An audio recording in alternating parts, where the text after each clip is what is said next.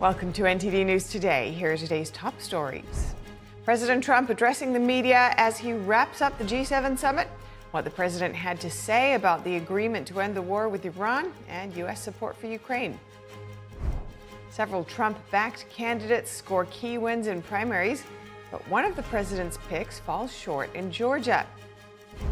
And President Trump is delaying federal prosecutor Jay Clayton's nomination for the nation's intelligence director role. What we know about his decision.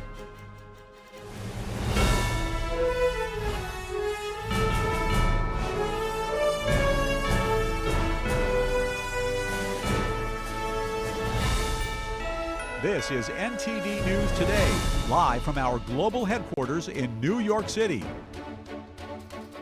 Today's Wednesday, June 17th. I'm Stephanie Cox. President Trump in France today with some words of warning for Iran as the conditions of the peace agreement spark speculation. President Trump saying the wording of the deal is not finalized. No, it's not final. It's a memorandum of understanding. And if I don't like it, we'll go back to shooting at them, dropping bombs on their head. When do you expect the wording? If I don't like it, if they don't behave, we'll go right back to dropping bombs right smack in the middle of their head. President Trump says the memorandum of understanding does not include immediate sanctions relief. The president also praising the agreement that his administration negotiated, saying, quote, "That's a very strong deal. Nobody knows what it is, but it's very strong, and most people seem to be very happy," unquote. Now, he also says the agreement is a boon for markets. Who's really happy is the market, because the market's gone up thousands of points over the last 4 or 5 days since hearing about it. And the Strait is going to be opening. It's already partially opened. It's going to be opening up soon in full over the next day or two. And the market has gone wild, and oil has come tumbling down. Oil is at $73 to $74. And it's getting to very close to where it was before the crisis. The difference is now we have Iran without a nuclear weapon. So we'll see how that all plays out. President Trump says the deal does not require any U.S. funding for Iran, saying Washington will not contribute even 10 cents.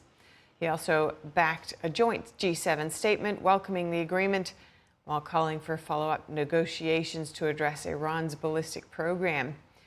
The statement says future talks could benefit from broader international involvement, including the UN's nuclear watchdog, the International Atomic Energy Agency. The White House is disrupting a purported draft of the Memorandum of Understanding obtained by CNN, saying the text does not reflect the actual agreement. Ceasefires, sanctions, and AI safety. We take a look now at day 2 of the G7 summit in France. Earlier, Carrie Dunstan and I spoke with Middle East analyst Cheyenne Sami. Take a listen. Good morning, Cheyenne. Thanks for joining. President Trump backed that joint G7 leaders' statement supporting his deal with Iran, but he says that a follow-on agreement is now needed to tamp down on the regime's ballistic missile program, considering that President Trump says Iran had agreed to never have a nuclear weapon. How do you see this follow-on bit about the momentum to get to that final deal in the next 60 days? Good morning, Kerry. Good morning, Steph. Thanks for having me. You know, the fact of the matter is that President Trump, within the Iranian community and within the people of Iran, has lost a lot of his credibility, because when he talked about help is on the way, and now sitting down with the Mullah regime to come up with an agreement, he is basically not having a good day with the Iranians. And because of that, the Iranian regime is trying to exploit that opportunity and tell the people of Iran, hey, the U.S. that you have put a lot of your hopes in has just become our partner. Now, President Trump wants to maintain the firm pressure on the Islamic Republic that nuclear weaponry is not going to be one of your weapons and you are never going to have a nuclear weapon. But with the leaked portions of the agreement that we have seen, it basically talks about Iran controlling their nuclear stockpile and the United States attempting to remove them or to dilute them within the Iranian soil. Those are all very different wordings that the president needs. But by maintaining the fact that we are going to go back to dropping bombs on them, he's trying to keep his level of pressure up. But the Iranian regime now has figured out a way that they can put pressure on the US president, and that is through the Strait of Hormuz, and that is through the Europeans, and that is through the Middle Eastern and Persian Gulf region countries to get what they want, and that is maintain power. And yet we have seen President Trump, he certainly follows through and delivers more attacks. And he's promising, as you said, to deliver more if the Iranian agreement doesn't come through. So what do you see as the prospects for full-on conflict again in light of the regime's dilly-dallying?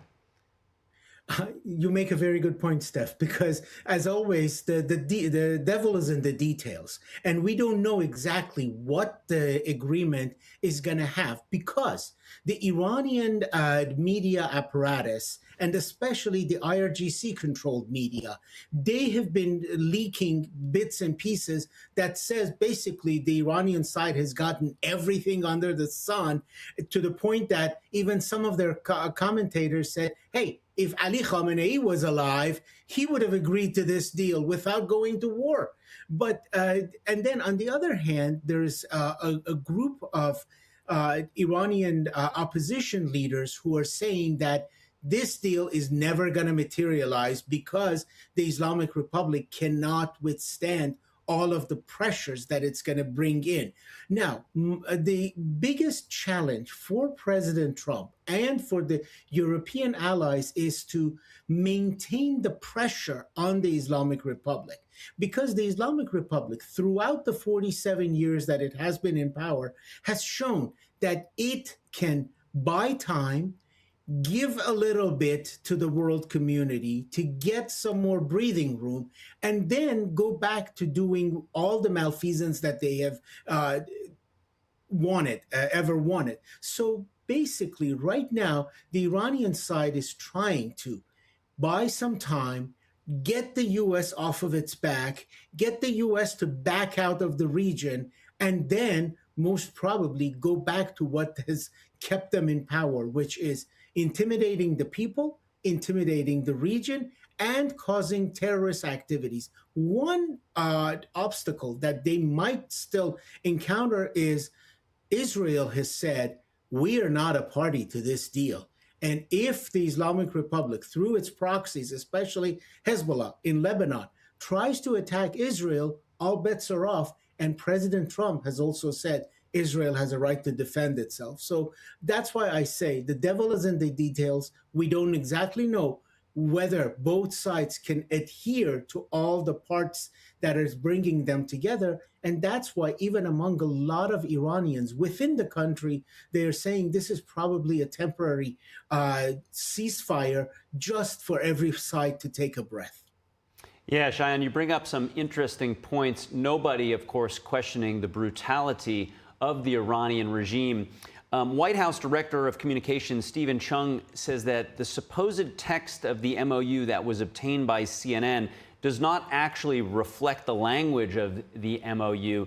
There is a little bit of mystery of what actually is in that MOU, but it seems like the president is trying to chart a middle way to preserve as much life as possible, while, of course, dealing with the realities that you can't just enter into an agreement on faith, that there needs to be milestones before economic relief is given to the regime. So in light of Stephen Chung's assessment that there was a lot of confusion over what might be in the MOU, what is your assessment in that regard?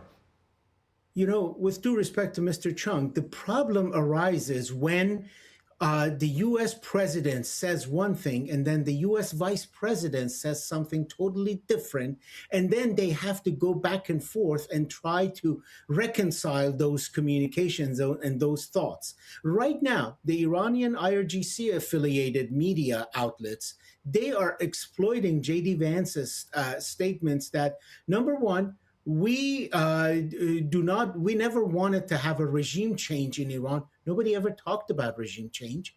And then they are saying that the U.S. is not, so you have to trust us. They are trying to manage the wording situation, and they are trying to assuage the feelings of the people who are on their side to say, don't worry, we've got this covered, and we have the U.S. on the run. And that is what's going to be difficult for President Trump to turn around. And just in our last 30 seconds, Cheyenne, I want to get your view on southern Lebanon.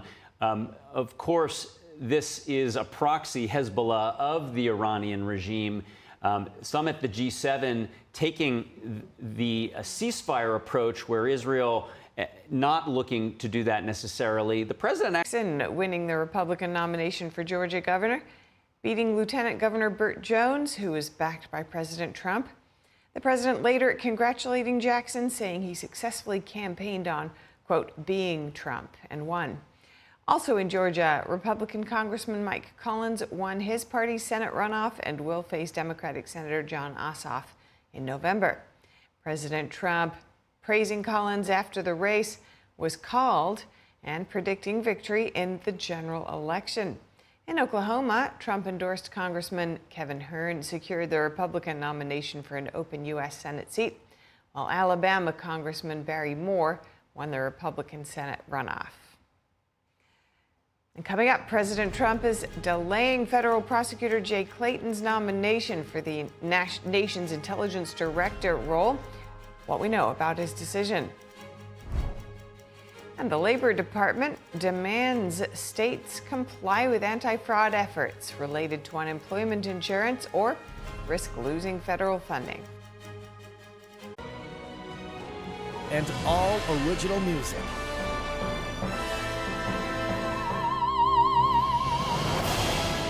Masterclasses, behind the scenes, comedy, and more. Explore shenyuncreations.com. Is deep sea fish oil really healthy? Due to pollution in the oceans, most fish contain heavy metal elements and radioactive substances. That's why it's so important to choose a pure source of omega-3. Puritan Green Vegetable Omega-3 is made from purslane and perilla seeds, which are rich in nutrients and minerals. It effectively improves brain power and is beneficial to the heart's health. Puritan Green Vegetable Omega-3. Eat 2 a day and you'll feel brand new. Kids love it. Parents trust it. Obviously.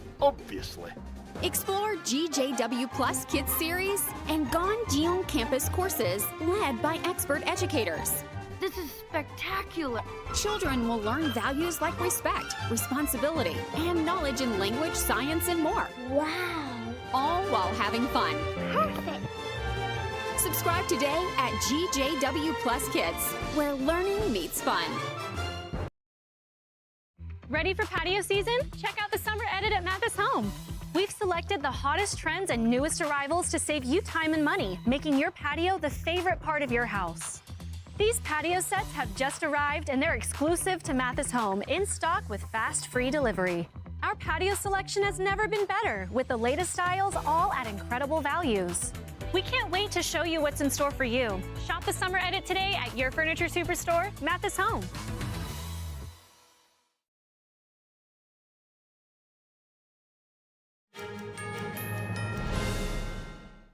Welcome back. President Trump says he's canceling a Senate hearing for his nominee to be Director of National Intelligence. Trump announced today that Jay Clayton will no longer appear before the Senate Intelligence Committee. And then the president appointed Federal Housing and Finance Agency Director William Pulte as acting DNI. Democrats criticized the move, saying Pulte lacked intelligence experience.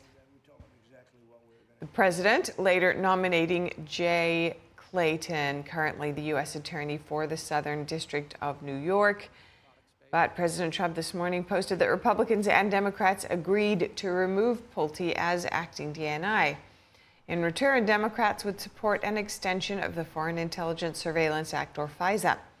But the president said Democrats broke the agreement. He also tied it to the Save America Act, a bill that would require proof of U.S. citizenship when registering to vote.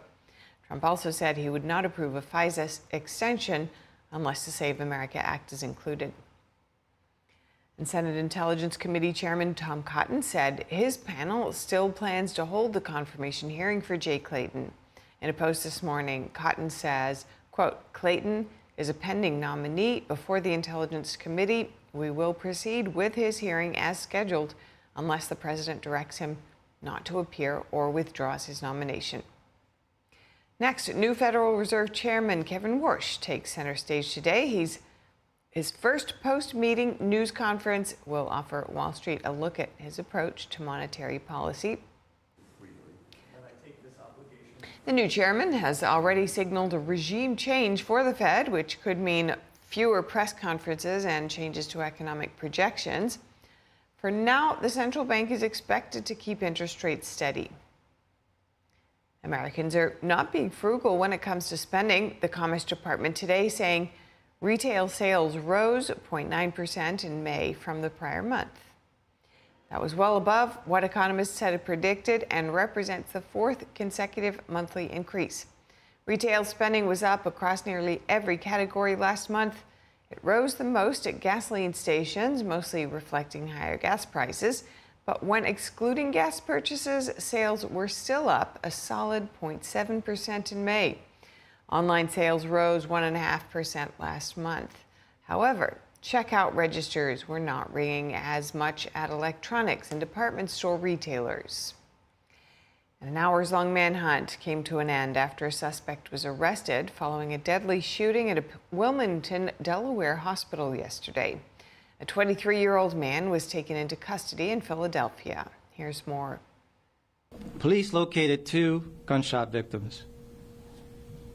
One of those victims has tragically died from his injuries. Authorities addressing the public after a deadly shooting at a hospital in Delaware Tuesday. Attention all units to Wilmington Hospital 501 West 14th Street for a hostile MCI. Emergency crews responded around 3:30 in the afternoon to the Wilmington Hospital, about 30 miles southwest of Philadelphia. Engine 1, Engine 5, Ladder 1, Battalion 2, Battalion 1, Battalion 5 is responding. Several agencies rushed to the scene, including the FBI and Delaware State Police. Authorities said the shooting left one person dead and another one wounded. We have confirmed 2 gunshot victims. A patient guide at the hospital said he heard 2 loud shots ring out on the ground level. I was in the emergency room. And where did the shooting happen? In the ground floor. I just got out of the emergency room and ran, and they're still over there going in and out. During the shooting, the hospital was put on lockdown, which was later lifted. Delaware's governor spoke about the shooting in the hours that followed, saying the tragedy hit especially close to home as his wife works at the hospital system that includes the Wilmington Hospital. Every Delawarean deserves to feel safe, whether at home, at school, at work, or seeking care at a hospital. Officials said a preliminary investigation found the shooting was a targeted, isolated incident, though the investigation remains ongoing. Christiana Kerr said in a statement it's working closely with law enforcement and, quote, taking all appropriate steps to ensure the safety of our patients, caregivers, and visitors. And one person is dead and at least 5 others are injured after a small jet crash in Texas. The business jet collapsed last night, hitting the ground on a major highway. The accident shut down traffic headed in both directions. Authorities say contact between the plane and air traffic controllers failed shortly before the collision. Some witnesses shared a video taken at the scene where emergency crews and bystanders helped people get off the burning craft. An airport official says the plane may have experienced some sort of mechanical failure, which played a factor in the accident. Police have yet to release the names of those on the plane. And a Florida man is accused of shooting at a law enforcement drone. The Lee County Sheriff's Office said in responding to a call Saturday, it deployed a drone. Yeah, you're shooting at our drone. Yeah, it's me, it's police. But he's shooting at that. No. Oh, yeah. It's on video. The drone operator said he then saw one in a group of men carrying what looked like a gun. Authorities said one of the men fired 2 rounds of a BB gun towards the drone. Deputies later found the man and took him into custody. He now faces charges of shooting or throwing a deadly missile at an aircraft. A federal judge has decided to temporarily block parts of an Idaho law. The law bans people from using bathrooms, change rooms, or showers of the opposite sex in Idaho's public spaces. Violations are punishable by up to 1 year in prison and up to 5 years for repeat offenders. Supporters of the law said it was a necessary step to prevent sexual assault or male peeping toms in women's restrooms. 6 transgender identifying Idaho residents challenged the law with the help of the ACLU. They argue the law violates their 14th Amendment rights due to due process, equal protection, and privacy. In May, the plaintiffs filed for a preliminary injunction to partially maintain the status quo in cases where single-user facilities were not available. The judge approved the requested partial block while the legal challenge goes through the court. And the Labor Department is putting all 50 states on notice: comply with anti-fraud efforts related to unemployment insurance or risk losing federal funding. The warning comes amid the Trump administration's efforts to root out fraud in government programs. The department posting the warning on X, quote, "Unemployment benefits are for Americans who need temporary assistance, not fraudsters." In letters to all 50 states and 3 U.S. territories, the department said it intends to crack down on rampant fraud, improper payments, and corruption within the unemployment insurance program. In its announcement, the department said California is more than $20 billion in debt to the federal government after years of fraud. According to the department, New York is losing an estimated $2 million daily to fraud and improper payments. And the FBI is warning American citizens who own vacant properties that they could be targeted by criminals. The Bureau calling it an identity theft scheme. According to the FBI, scammers approach a local realtor or title company while posing as a legitimate owner and sell the properties. In one instance, a fake deed was used to convince realtors of the sale's validity. The Bureau says that once the sale is completed, the fraudsters ask for the sale money to be sent to an out-of-state attorney who is also part of the scheme. In 2024, the American Land Title Association said a study showed 28% of title insurance companies experienced at least one seller impersonation fraud attempt in the past year. And a severe weather alert is in effect for parts of the Midwest. More than 2 million people in Illinois and Missouri are under a tornado watch until this afternoon. The threat area includes the cities of Peoria, Lincoln, Springfield, and Champaign. An intense line of thunderstorms moving in from Iowa has already produced hurricane-force wind gusts. Meteorologists warn a few strong tornadoes and tennis ball-sized hail are possible through the morning and afternoon. Then another round of storms later today will bring an even greater tornado threat. Coming up, NATO Secretary Mark Rutte praises the U.S.-Iran deal negotiated by the Trump administration, saying it makes everyone safer. And Taiwan accuses China of pressure in Kenya to block its participation in an international conference, calling it part of Beijing's efforts to isolate the island.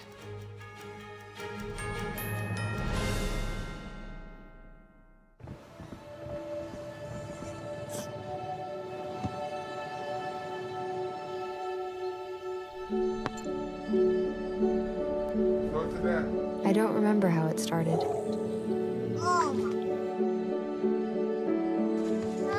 Our back and forth.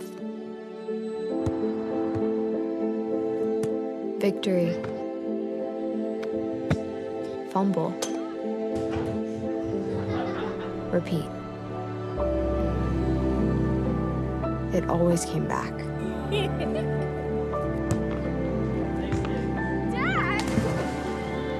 Okay, here we go, throw it! Yeah. You probably don't remember what you told me. Perfect. but I heard every word. Nice.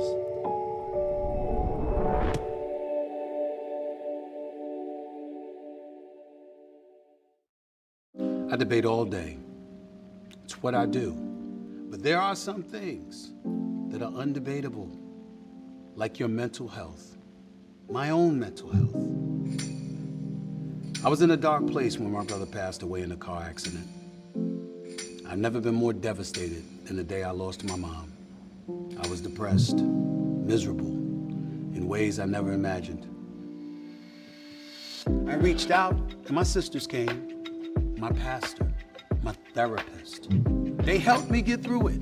I found that the more I spoke up, the healthier my mind became. The chaos that was in me began to subside. I was more focused, clear. When you love your mind, you can go so much further. That's not up for debate. Find mental health resources at loveyourmindtoday.org. When I arrived in the U.S. at 19, I struggled to find job opportunities without a high school diploma. My name is Ariel, and my entire life changed when I took a chance and I got my high school diploma at age 22.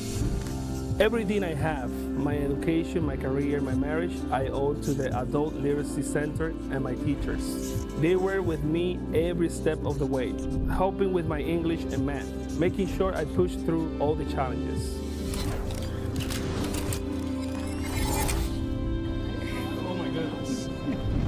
So Ariel, we made this yearbook for you. It has notes from all the people that are here. Your achievement has set an example for so many students. Most importantly, your daughter. Education was the key that unlocked all my opportunities. When you graduate, they graduate. Visit finishyourdiploma.org to find free and supportive adult education centers near you.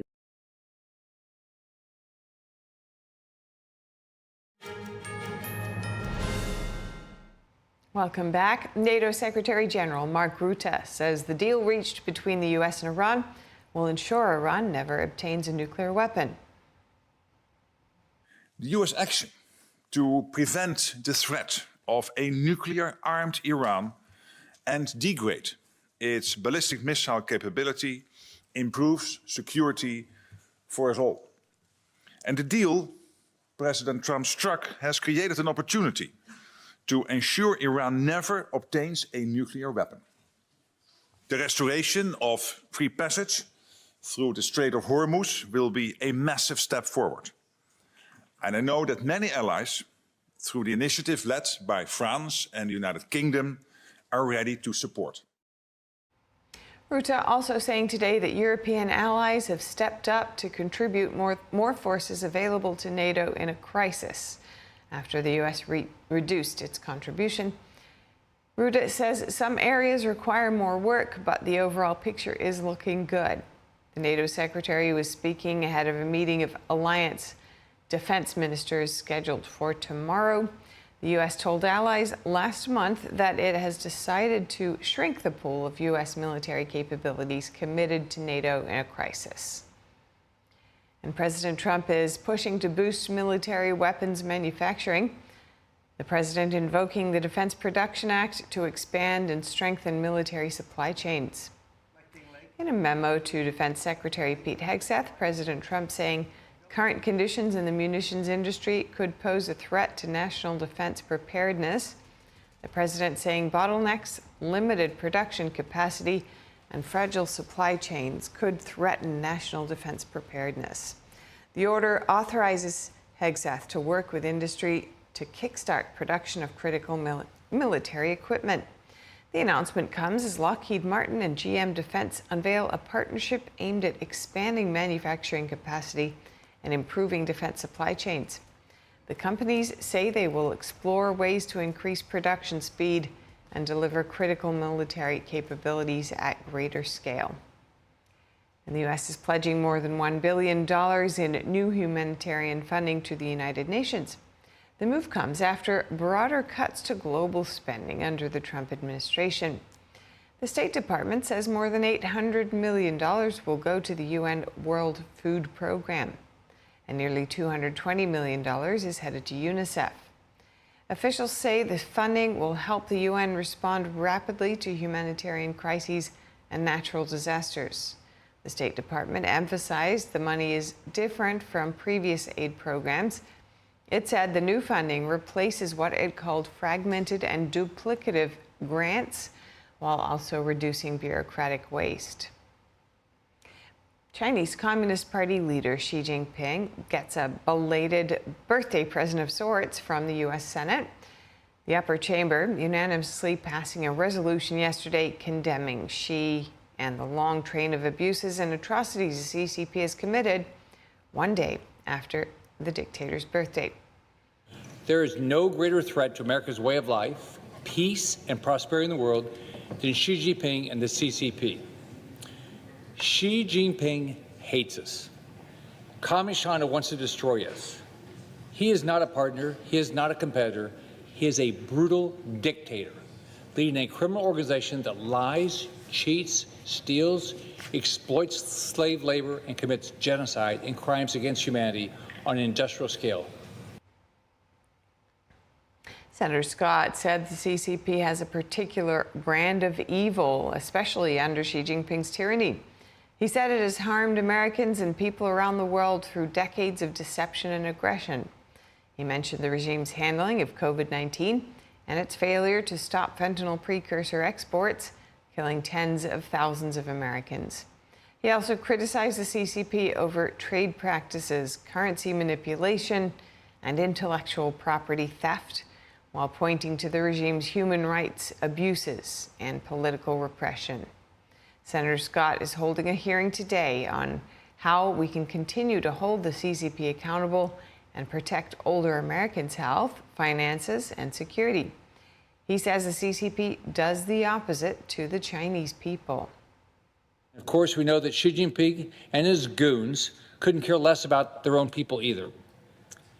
In Xinjiang, Xi's Communist China is committing a horrific genocide against the Uyghur people, putting over 1 million innocent Uyghurs in camps and forcing women to share beds with Han Chinese men sent by the state. They harvest organs from political dissidents, including Falun Gong. Scott said the CCP doesn't treat countries any better. He mentioned how Communist China dumped toxic waste into Zambia's main river, poisoning the drinking water of 5 million innocent people there. He said the Chinese regime constantly attacks anyone it doesn't agree with, including U.S. allies in the Philippines and Taiwan. The senator said the Chinese regime, and he went on to speak about other allies that the Chinese regime is attacking, also the Philippines. He also accused Beijing of propping up terrorists and dictators from North Korea to Iran to Taliban. Now, the Senate Foreign Relations Committee is meeting today to address the Chinese regime's crime of forced organ harvesting, discussing the Falun Gong and Victims of Forced Organ Harvesting Protection Act, and we will be keeping you updated there. Taiwan is accusing Beijing of pressuring Kenya to block its participation in a major international ocean conference. Taiwan's foreign minister says organizers of the Our Ocean Conference barred Taiwan from attending. So I believe what China is actually doing is a form of what I call hybrid warfare. Hybrid warfare includes the 3 warfares: legal warfare, public opinion warfare, and psychological warfare. Taiwan says Kenya previously invited the island nation and accepted payment for an exhibition.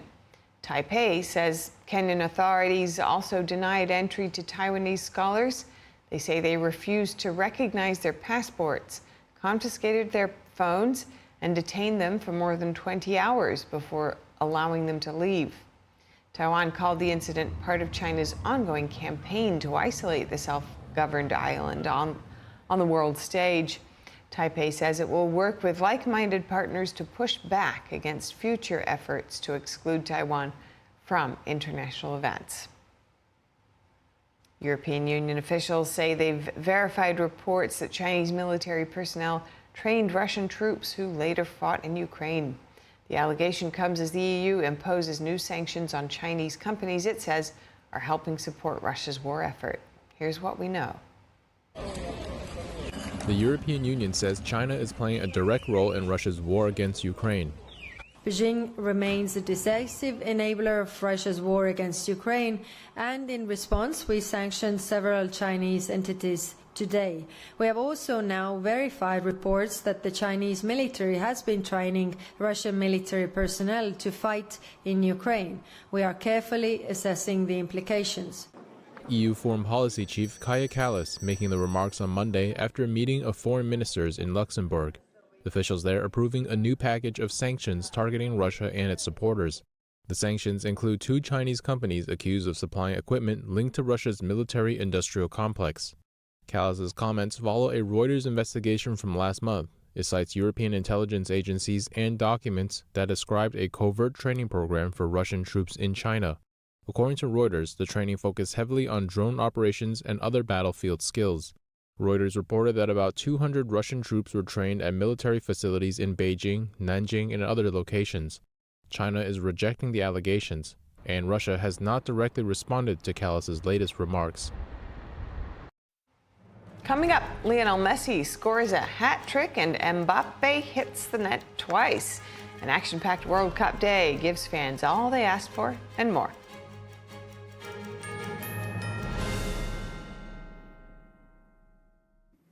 I was a young dad of 3 amazing kids. I was finally following my dreams. Just when you feel like life is starting to come together, you get kind of hit in the face. I was born with a congenital heart defect and had open heart surgery as a kid. I was supposed to go to the heart doctor once a year, and I finally went. He listened to my heart, and I'll never forget, he sat back and he said, yeah, it's time for open heart surgery, or you risk your aorta rupturing, and that's it. I was scared out of my mind. The night before my open heart surgery, I made a goodbye video for my kids. Be strong, take care of your mom. I love you guys. Seeing, all the kids hug him goodbye and hoping that they were going to be able to hug him again. I love you. But I did make it, thanks to the work of the American Heart Association. So that's why I'm asking you to join me. Please call now or go to helpheart.org. For only $19 a month, just 63 cents a day, you can help get the next person trained in CPR, get the next hospital certified in high-quality cardiovascular care, as well as fund the next medical breakthrough like these heart valves that helped save my life. When you give $19 a month with your credit card, we'll send you this special t-shirt to show you're a part of our community of monthly donors. I'm most grateful that I get to have a husband that I get to grow old with, and a husband that gets to be there for his children. I believe without the American Heart Association, I would not be here today. If this can happen to me, it can happen to you, it can happen to anybody. Your donation can literally help save a life. Please call the number on your screen or go to helpheart.org now to become a monthly donor. My name's Stacy, I'm 57, and I was adopted in 2020. We were adopted in 2019. And we were adopted in 2021. We had a house, and it sounds crazy, but it wasn't a home. The one thing that Jake and Emma brought is it became a home. When I met Dakota, he had just turned 14. You weren't there for the first this and the first that. I missed the first words, but we got a lot of other firsts. Watching her say, oh my God, I cannot believe I got my license. And she's like, I passed. And I'm like, girl. See them grow. It is. They chose to love us. They didn't have to. They chose us. Family. You and you. Kids in the middle. What I thought was a complete life was nowhere near complete.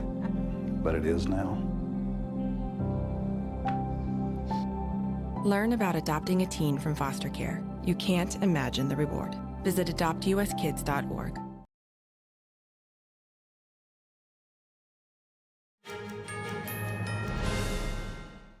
Welcome back. Goals are flying at the World Cup. Stars Lionel Messi and Kylian Mbappe netting 5 between them as the global icons come out with guns a-blazing. NTD's Daniel Monahan as key takeaways from yesterday's matches.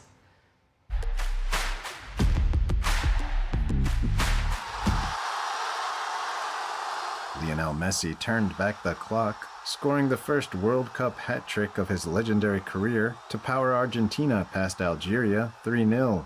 The 38-year-old scored once in the first half and twice after the break, delighting fans in his record 27th World Cup appearance. The king is the king. Messi has arrived at the World Cup with 3. Mbappe scored 2, and the American scored 2 as well. But now Messi has 3. The king is the king. Yeah, I mean, he's a generational player, right? So Messi, you know, I grew up in the Maradona era, liked Argentina for a while, but Messi's a generational player. So watching him, it's bittersweet, like do what he did against my home team of Algeria.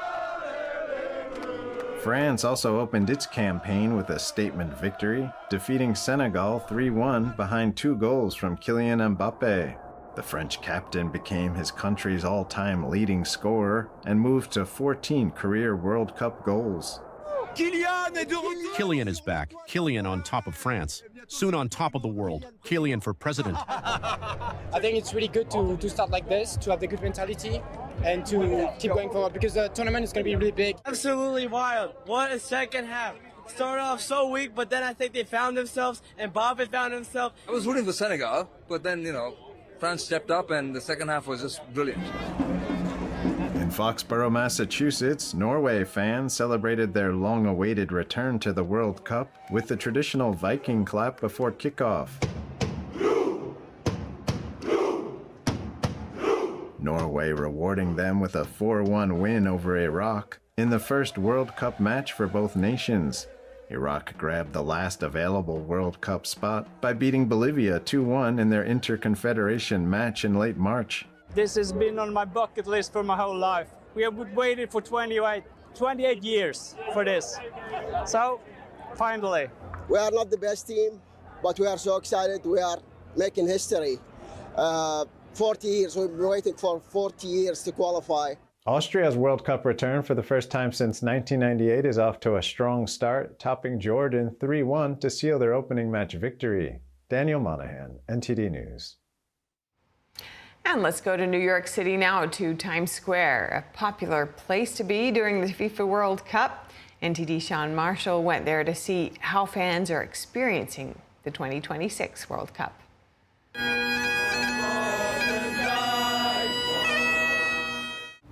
Let's go Mexico, even though we're not going to win it. It's cool, you know. Are you from out of town? No, I'm a Bronx kid, born and raised. This is my town. Are you guys from out of town? I'm from France. I travel only for the World Cup. I came only for the World Cup. How are you guys liking New York City so far? Oh, you know what? It's amazing. In summer, I think New York is the best city in the world so far. I mean, it's really diverse. It's so beautiful. I love it. Honestly, I love the vibe here. It's crazy, so I'm really happy to be here.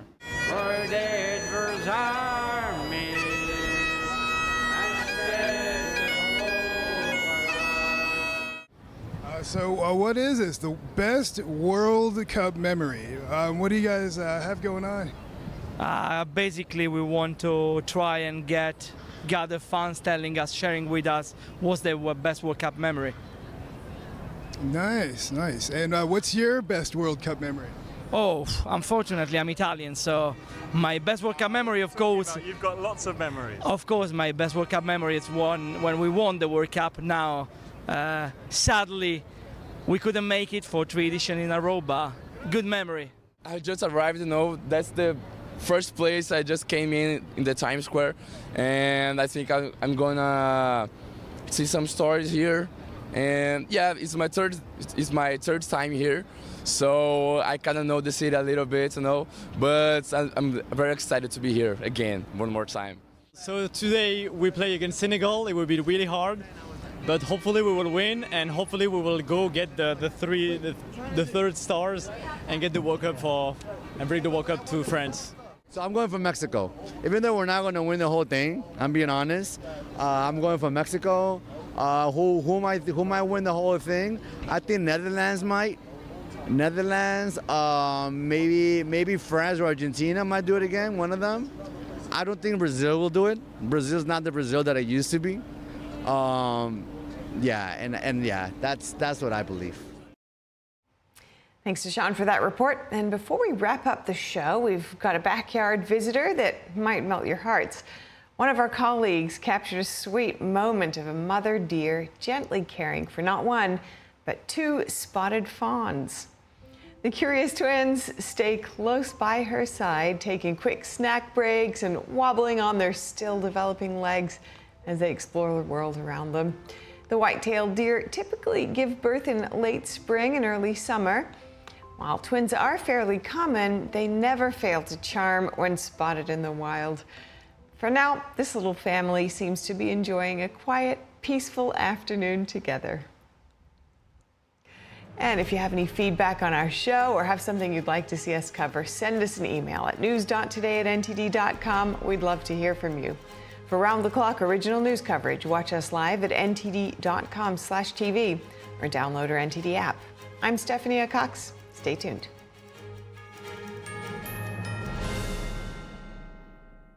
For the first time ever, we're bringing you MyPillow mattresses and mattress toppers for as low as $99.98. Remember, sleep's all about temperature and pressure points. Whatever sleep needs you have, we have the right technology for you. Like our MyPillow mattress topper, our queen size has over 10,000 individual comfort supports to help relieve your pressure points. And how about our 3-inch Hybrid Plus mattress topper? It's infused with copper and silver to help your body get the restorative sleep it needs. And our MyPillow and Case Coil mattresses, I personally helped develop these mattresses to make sure they have everything needed to give us great sleep. Plus, they're made right here in the USA, and they ship right to your front door, absolutely free. So go to MyPillow.com or call the number on your screen. Use this promo code to get MyPillow mattresses and toppers for as low as $99.98 and free shipping. This is how I keep my joints happy. Omega XL is a powerful natural supplement backed by 40 years of clinical research. Take control of your pain, like Cynthia Bailey. My knees in particular started giving me pain issues all the way back to my modeling days, from just running through airports, photo shoots. After taking Omega XL, I really started to notice how less stiff I was, especially my knees and my hip. Has Omega XL changed my life?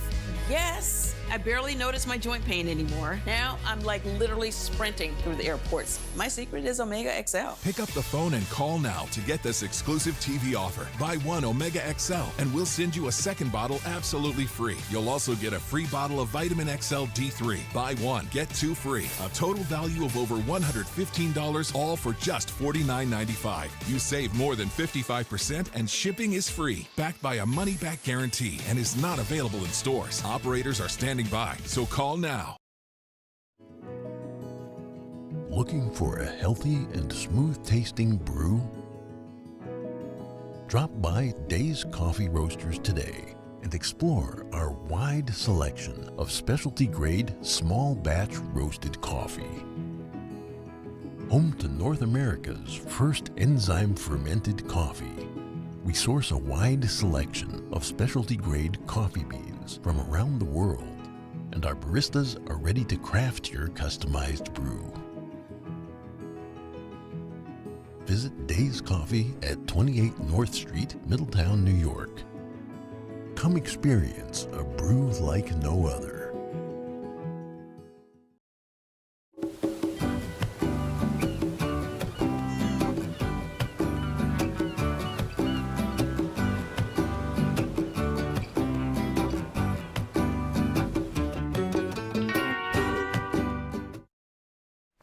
My name is Steve Lance, and I am the Washington, D.C. Bureau Chief for NTD News, and I also host the Capitol Report. NTD broadcasts via satellite into China, actually. If you have a satellite dish positioned in a certain way, you'll be able to receive the NTD broadcast. And you can imagine in a country where there is no freedom of the press, there's no freedom of speech, and all of the media is state-run, that poses a significant threat to the Chinese Communist Party. And so they have gone to great lengths to influence and subvert that effort. And I think we're on probably our 13th company, all because the CCP has went after every company who has provided that satellite to stop working with us. So the impact and the role that NTD and the Epoch Times has had, not just on China and the Chinese people, but to the rest of the world, has been incalculable.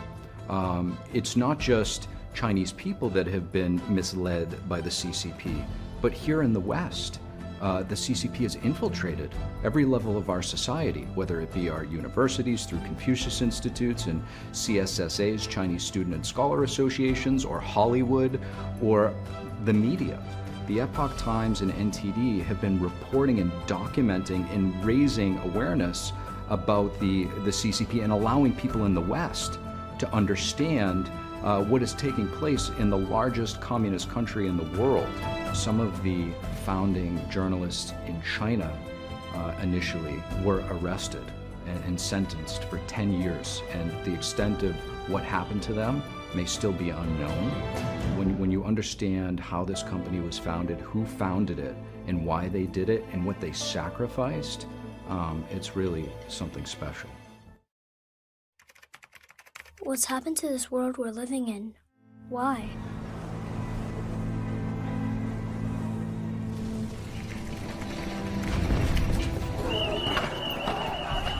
For the 4 years he has been on this earth, he has known nothing but war. Wherever I go, the things I see, I just want to turn away.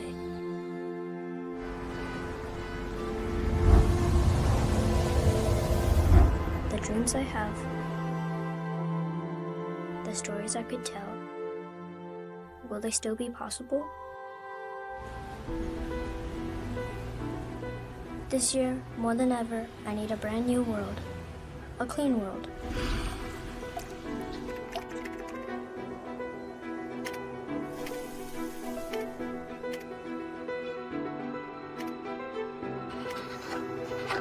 Where I can improve myself and be inspired.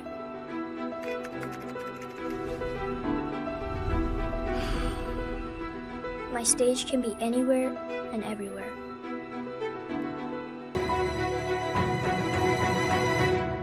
Ganjing World, a brighter way of life.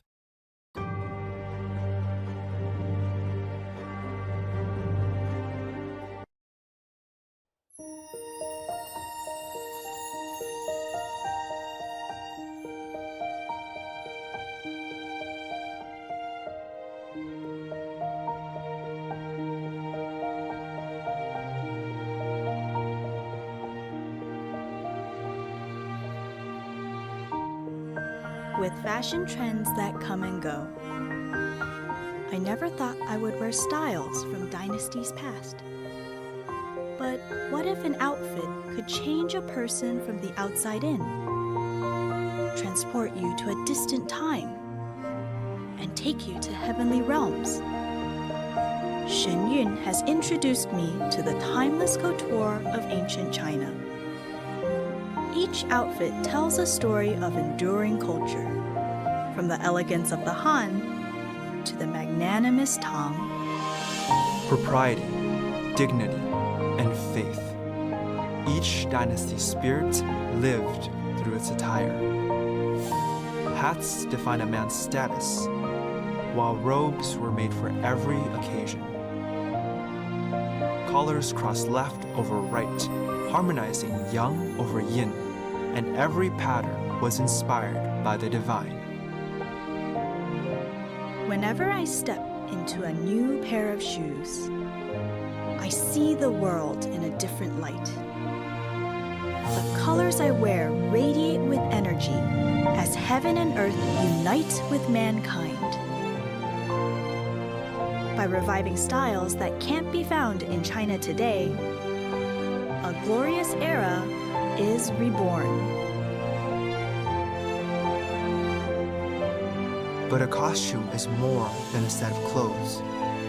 It's a chance to become somebody else. To wear their courage, loyalty, wickedness or compassion. Each character has a different part to play, their own legacy to leave behind.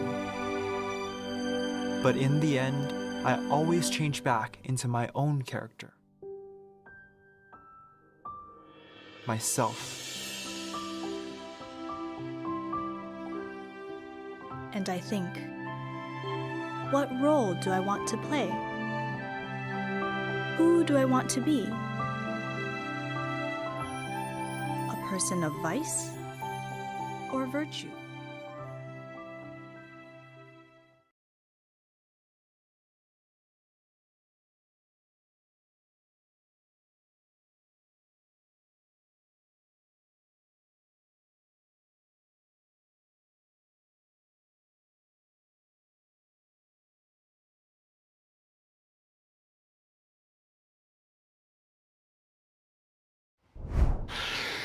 And this meeting could not have come at a better time. On Sunday, we reached an agreement with Iran that achieves everything we set out to accomplish, everything and much more. Ending the current conflict, reopening the Strait of Hormuz, and preventing Iran from ever obtaining a nuclear weapon. That's what it was all about. That was about 99%. Iran cannot have a nuclear weapon. They can't develop it, buy it. They can never have a nuclear weapon. At the same time, with this announcement, or close to it, as people started to think it was going to happen when Iran was making some very positive statements, the stock market has surged to record highs, picking up thousands of points over the last short period of time, thousands of points. And oil is dropping like it has never dropped before, at levels that went in numbers down $7, down $8. They've never seen anything like that. But if we didn't do this deal, we could have dropped more bombs for another 3 weeks, 2 weeks, 4 weeks, 2 years. You would never have the Hormuz Strait open. You would never have success. Your market would have, instead of going up at levels that nobody's ever seen before, would go down at levels that nobody ever saw before, maybe except for 1929 or whatever. And you know, all the tough guys don't realize that this wasn't a 3-month deal. This was years in the making. You know why? Because I was the one that killed General Soleimani. And if I didn't kill General Soleimani, we probably wouldn't be talking right now about this deal, because he was a mad genius. They never were able to replace him. But a lot of people forget that. The tough guys, you know, the tough guys that would drive the country right down the tubes. The past 2 days have provided a chance to discuss the details of this historic agreement with many of our closest friends and allies, including the G7 nations and many presidents and prime ministers. As you saw, Prime Minister Modi was here. We had a long talk. He's a great guy. They are thrilled that we made a deal, every one of them. There's not one nation that came to us and said, please, sir, keep dropping bombs on them. Please keep dropping bombs. The stupid people say that. But I'm thrilled to report, and by the way, those last 2 days were brutal. $200 million worth of bombs. And, you know, it is expensive too, by the way, aside from everything else.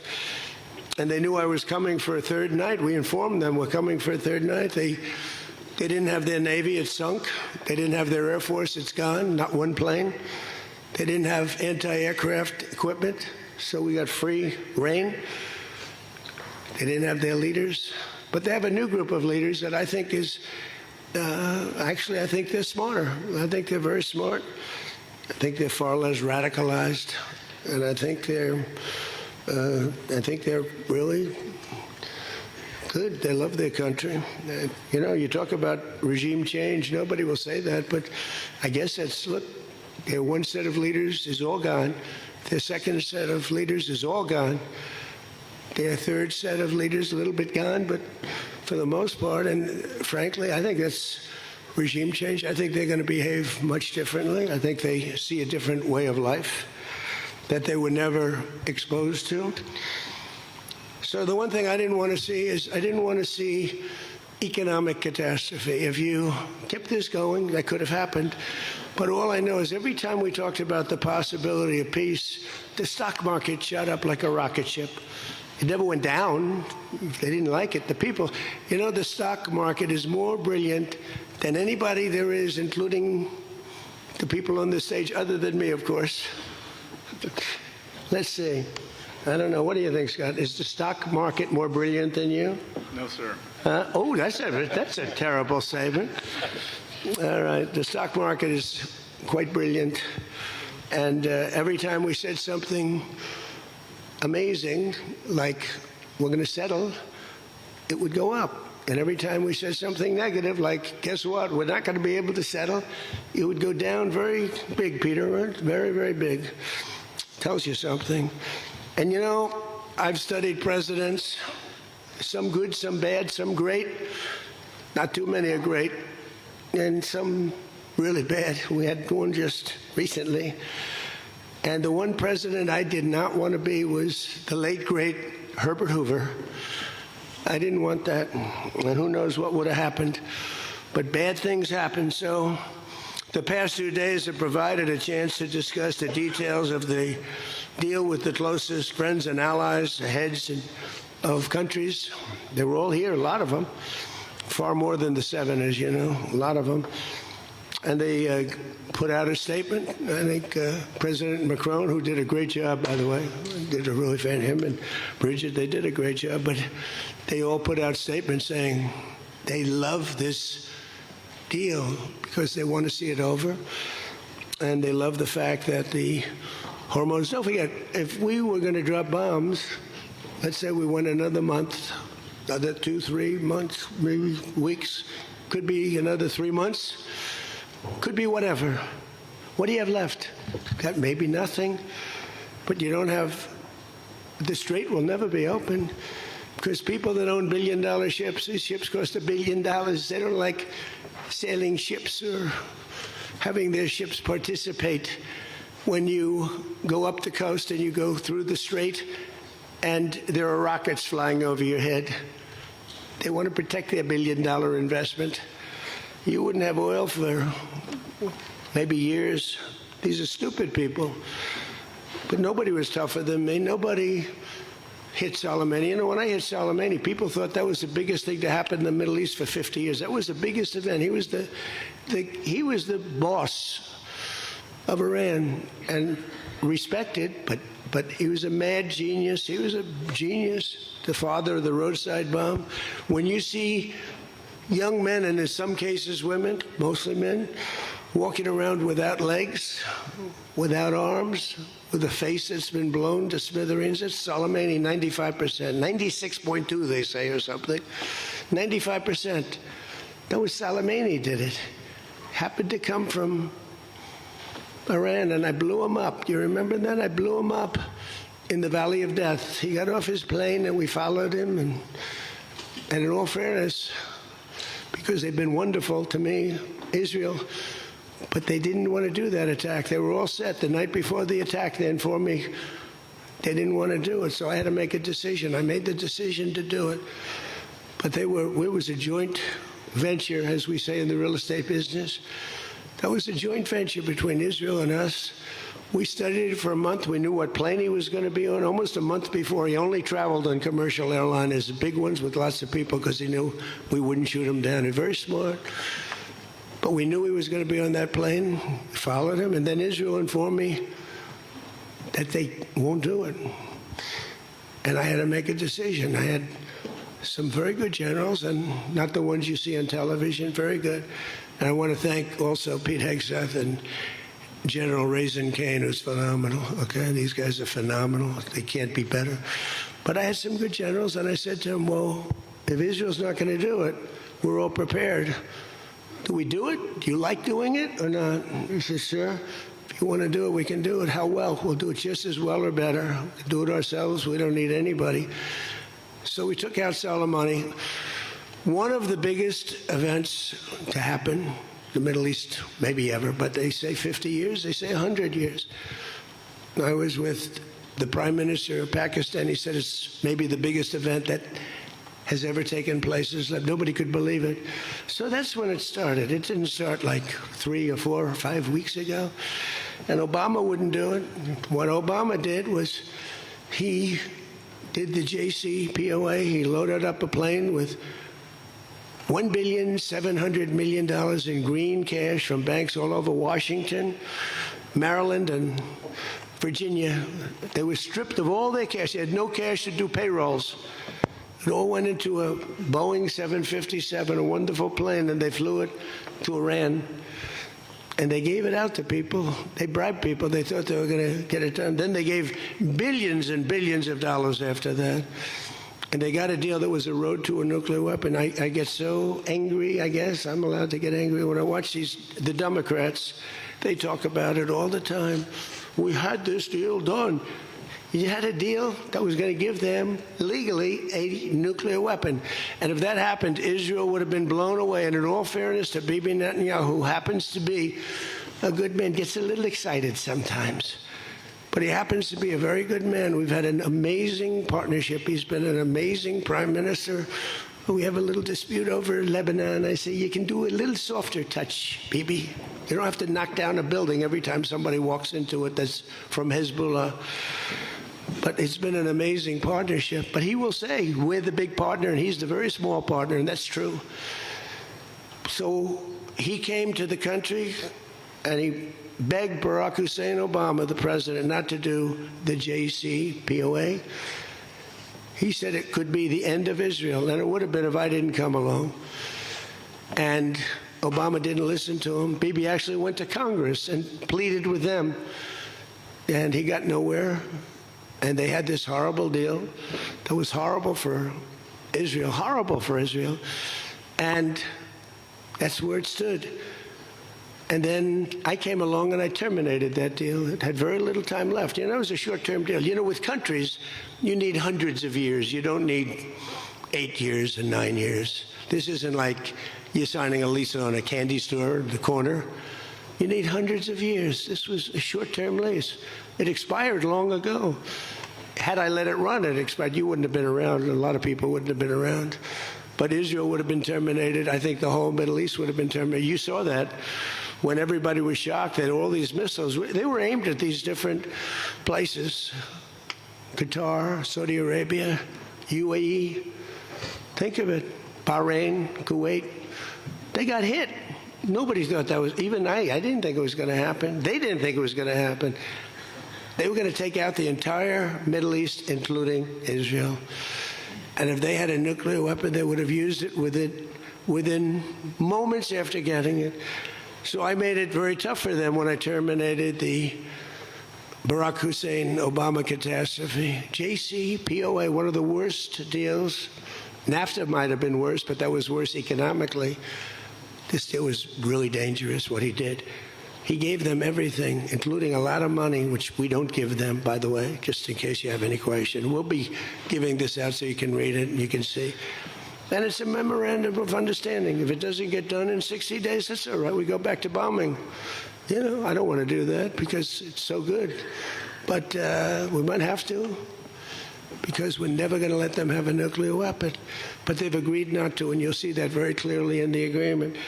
But then the second phase of that was they were building, or they were enriching material, as they say. I call it nuclear dust. They were enriching material under granite mountains. Granite being, for those not in the construction business, granite being a very strong, the strongest stone. It's not as pretty as marble, but it's much stronger. It's a lot stronger. Like the new granite I put on the stairs of the White House going to the Oval Office, the black granite, it's rated 1 million years plus. No marble's rated that. Marble's rated 100 years if it's outside. So these are granite mountains. And the B-2s came along and they hit those air shafts in the dark at 1 o'clock in the morning with no moon. They had a beam going right up everywhere. Those guys did a job, and then they were criticized by certain members of the press, like CNN, for possibly not doing that much damage. And it turned out that the damage was far greater. Those mountains collapsed right on top of everything. Nobody's going to get that for a long time. Unless we want to get it, we'll get it. But we're the only ones that can. And they say China has the equipment to get it, and we have the equipment to get it. And it's actually not valuable. Not a lot of value, but we'd like to get it psychologically, but nobody's touching it. We also have cameras. That's what Space Force is. We have the greatest military in the world, by the way. But I'm proud of Space Force because I started it. We have Space Force cameras on every single door, well, there are no doors, they've been pretty well shattered, but every area of that, if somebody walks in and he's got a badge with his name on it, like Mohammed something, which is about a 50-50 guess, Mohammed something, they can tell the name, they can give you a serial number, we can see things you wouldn't believe the quality of the stuff that we have. That's why we've been so successful. That's why our blockade will go down in the annals of history as being unbelievable. Nobody's ever seen a blockade like that. It's like a steel wall. So what happened is we then terminated that, and I call it the nuclear dust, and that was the end of that. But if we didn't hit that with the B-2 bombers, or if it wasn't successful, they would have had a nuclear weapon, a nuclear bomb at a very high level, not the highest, but it would have been a very high level. We have much bigger. But we hope that we're never going to have to use it. We have the most. Russia has second. China is very far behind, but going to catch up, unfortunately. You know, they're catching up. But we have the most. We have the most powerful. But we also have the most. But Russia's not far behind. And then you have China in third place, but within 5 years, they'll be probably even. And we ought to make a denuclearization deal. It would be so great. We don't need all of that. We don't need to be able to blow up the whole world 300 times over. It's terrible. It's really, if we could do a denuke deal, I'd love it. And one of those two is very willing to do it, I will tell you, but the other one is less willing to do it, and you need all of them. So the deal we reached with Iran on Sunday will be signed shortly. Tomorrow, maybe the next day. Subject deals. My whole life is all about deals. That's all I ever did is make deals. And crazy things happen with deals. I've gone into deals where it's a guarantee. No way it can not be signed. And it doesn't get signed. And I've gone into deals that you have no chance of making, and they go like nothing. So, but we're going to most likely sign a deal. They want to sign a deal. And they've been acting very appropriately. They took a big 2 hits last week. Those were 2 very big hits. So importantly, Iran has agreed that they will neither produce nor procure a nuclear weapon. Neither produce, because originally they said, they talk about that they will not develop a nuclear weapon. And some people found it okay. These guys didn't, in all fairness, but some people, but I didn't like it. Said it won't develop. I said, what happens if they should buy? I don't know. It's very dangerous for somebody to sell, because whoever sells them a nuclear weapon will get nuked themselves. If they sold a nuclear weapon, only a few that could do it, they would be nuked. They wouldn't have that country long. So it's a very dangerous thing for somebody to do. But I wanted it in there. So it's develop, procure, buy, anything. And you'll see that when you see the agreement, but it's appropriate that we release the agreement. And we did send a copy to Israel, by the way. They've been a good partner. Again, I think they could do better with respect to Hezbollah. I'm not saying they shouldn't protect themselves. I'm saying when 2 drones are shot into the desert and drop harmlessly, you don't have to knock down buildings in Beirut. They could behave better. And frankly, they could do a better job. I love them as a partner. They were terrific. But they could do a much better job with Hezbollah. On that, I don't think they're doing well. And I feel very bad for Lebanon. Lebanon's been, it was a great culture. They had the professors, the doctors, the lawyers. It was an incredible culture, maybe the highest in the Middle East for years and years, centuries. And for the last 50, 60 years, they have been just trashed. They have been living in hell. So they'll work closely with us to turn over the so-called enriched material that's very deep in the bowels of the earth, very deep. Nobody can get it. So it's not important that we do it quickly, but we could do it fairly quickly. When we have a chance, we'll do it. But in the meantime, we have cameras on every inch of it. Nobody can do it. And if they do, we'll hit them with Patriots, that's all. And they'll be gone. And they know that. Technical discussions on the removal of all stockpiles of enriched materials will begin immediately. We're going to start that immediately. And unlike Barack Hussein Obama, who sent Iran pallets of cash, and any relief they receive under this deal, they'll have to get based on merit. And it won't be from us. We don't have to give them anything. But some people may want to invest. Like, what are you going to do? Say you can never, ever invest in a country? I mean, it's pretty tough. I don't mind being tough, but it's pretty crazy. You can invest in a country. You can invest in any country you want, but you can't invest there. Well, they need investment because we did $1.5 trillion, maybe $2 trillion worth of damage. So somebody's going to have to help them out. There's no guarantee about helping them out, and could be their neighbors will help them out a little bit. I don't know. But it's a lot of money. Almost nobody has that kind of money. That's the kind of damage that was done. But we're not investing any money. There was a fake story. There was a fake news story that got a man, a person, a good person. JD made a statement. It was a perfect statement. And they reported it in a very strange way. But that's why it's fake news, I guess. So we don't give them money. We don't give them any of that. And what happens is with time, if they behave, if they be a citizen of the world, a reasonable citizen of the world. And I think this group, again, I didn't do this for regime change, but I think this group is regime change. I mean, hey, the first group is dead. One little morning, having breakfast, the whole group, they thought they'd never be caught because we never bombed during breakfast, but we bombed. And they all, 88 people. And I'm not proud of that at all. But the second group came in and they were very unreasonable too. And they were all gone. They were all gone. And then the third group, we've been dealing with them. Couple left this planet, but we've been dealing with them. And again, they've been fine. I mean, I've had a lot easier. I've had some easier ones. They're tough, they're smart. Maritime traffic through the Strait of Hormuz has already increased very substantially, and the normal flow of energy will resume in the coming days, and trillions of dollars will be made by the world, and the stock market will, I believe, continue to rise. The only difference is that a player that's very volatile, very tough, very smart, frankly, they have, in one way, a primitive culture, but it's also a genius primitive culture.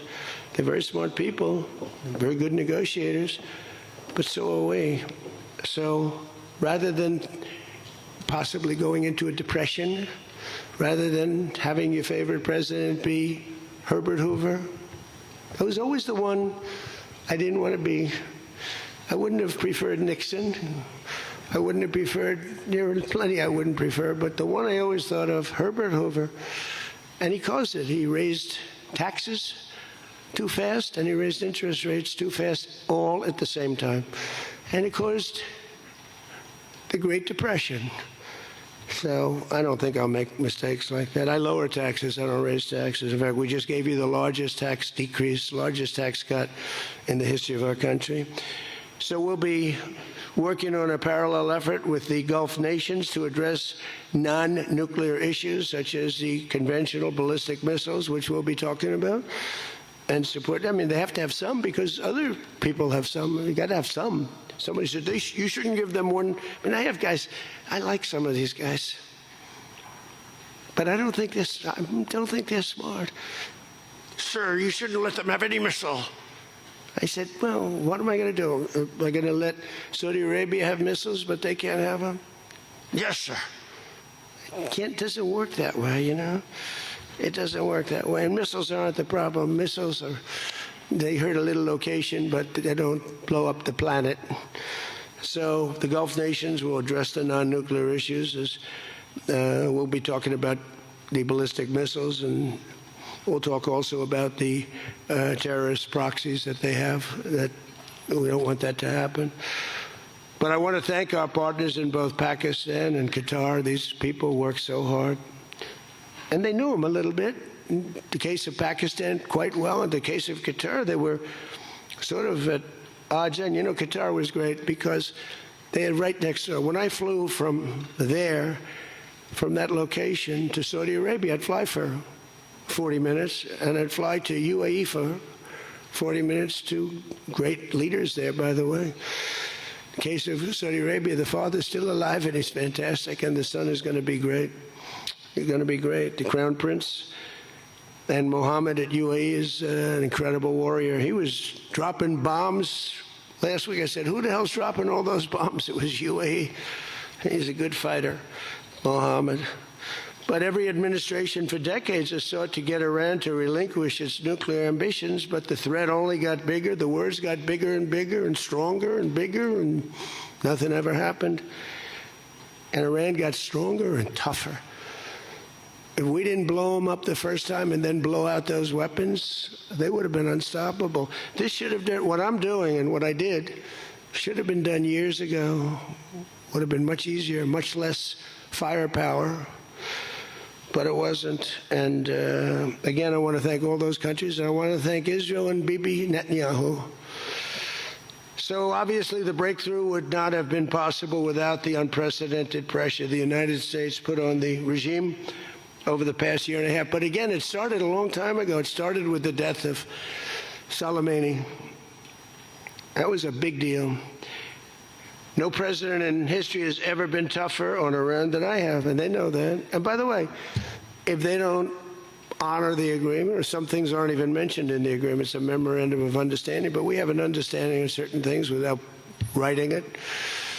And if they don't honor that, we'll probably go back to bombing them until they honor it, you know? It's amazing what bombs can do. So I say it. The Obama deal was a road to a nuclear weapon, and let's call it the Trump deal, was a wall for a nuclear weapon that the nuclear weapon could not get through. Nobody's going to get through it.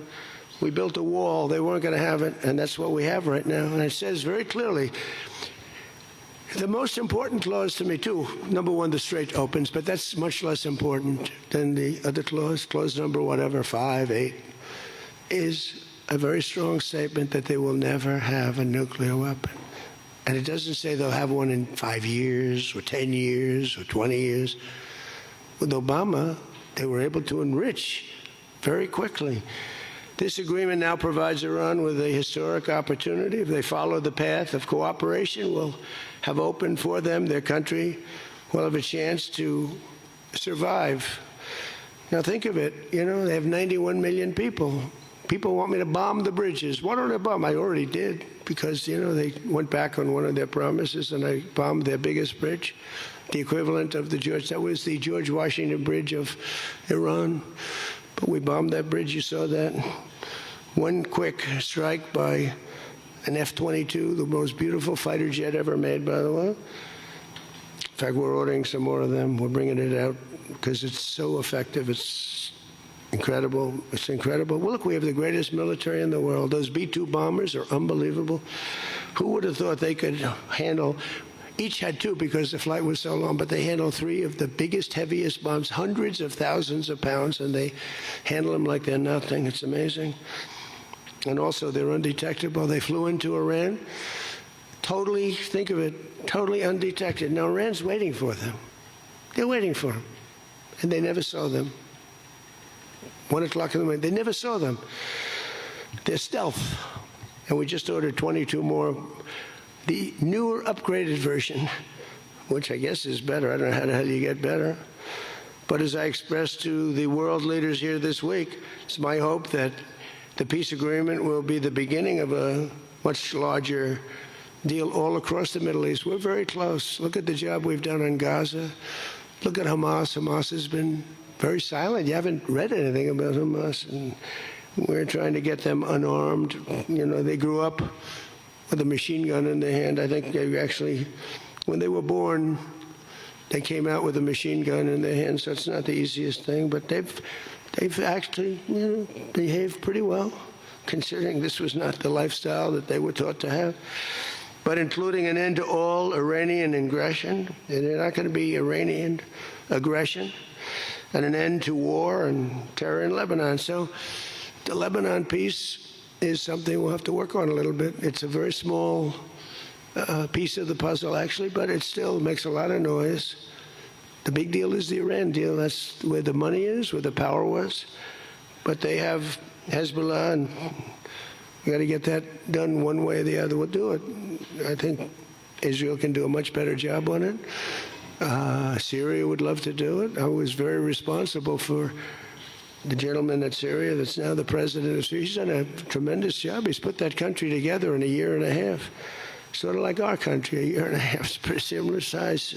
They said, please don't put him there. He's a very violent man. Al-Qaeda. I said, well, I know one thing, a Boy Scout's not going to work.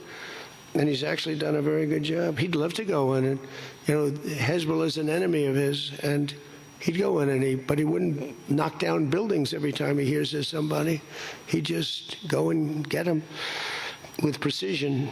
But I don't know that people want that. Maybe they don't. Maybe Lebanon doesn't. We have to be guided a little bit by Lebanon. And by the way, the president is going to be coming, Prime Minister, President, going to be coming over to see us very shortly, over the next week or two. Good man. He's, man is living. What a tough life he's got, because he's got tough groups of people. And it's amazing. Amazing there is a Lebanon with all they've been through. They have been treated worse than just about, I think, anybody. Disrespected incredibly. So the expansion of the Abraham Accords is the other thing that we hope we're going to get. And I think Saudi Arabia, if they lead the way, they'd be doing themselves a big favor, because everybody that's in it, UAE went in right from the beginning. Again, he's a warrior. And they never got out. Nobody ever got out. You think maybe during the war. They were all afraid of, everybody was afraid of Iran. And that's why we ended up with the original members. But then when the election was rigged, that's right, and I wasn't here at all, nobody cared about anything. The country went to hell in every way. That was the least of it. Middle East was the least of the country went to hell, allowing 25 million people into the country, unchecked and unvetted, many of them criminals, many of them murderers, 11,888 murderers allowed into our country. So this was the least of it. But the past 2 days have also provided an opportunity to discuss a number of other key issues with members of the G7 and our partners. Yesterday morning, we had a productive conversation on the war in Ukraine.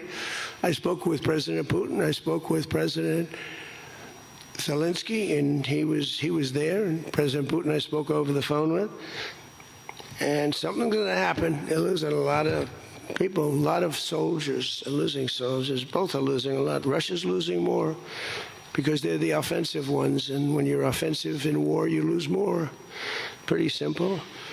But I provided an update on my call Sunday with President Putin and expressed my continued hope. We had a very good conversation with President Putin and a very, very good conversation with President Zelensky. I think they both want to do something. They just don't know how to do it. They want to do it, they just don't know how.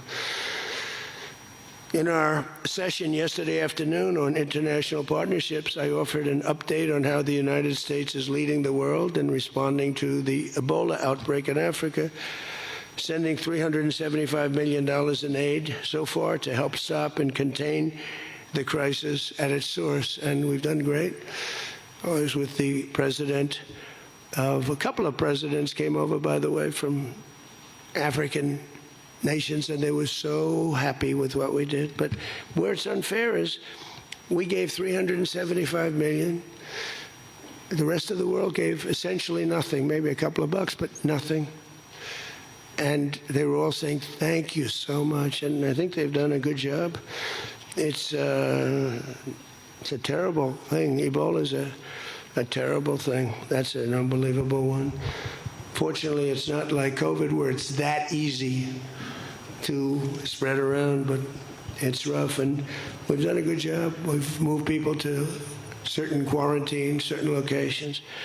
But today we also had excellent meetings on the economy and artificial intelligence, which is amazing what's going on with that. It's going to be the biggest thing ever. We have to be very careful with it. It's both great and could be bad. We have to be careful with it, but we're leading China, we're leading the world on that. We're allowing them to do their own electric plants because they need, as an example, those buildings are so big, and they're not taking the community's electricity. I gave them the right, it's my idea, I gave them the right to build electric plants like Con Edison in New York. Dig we must.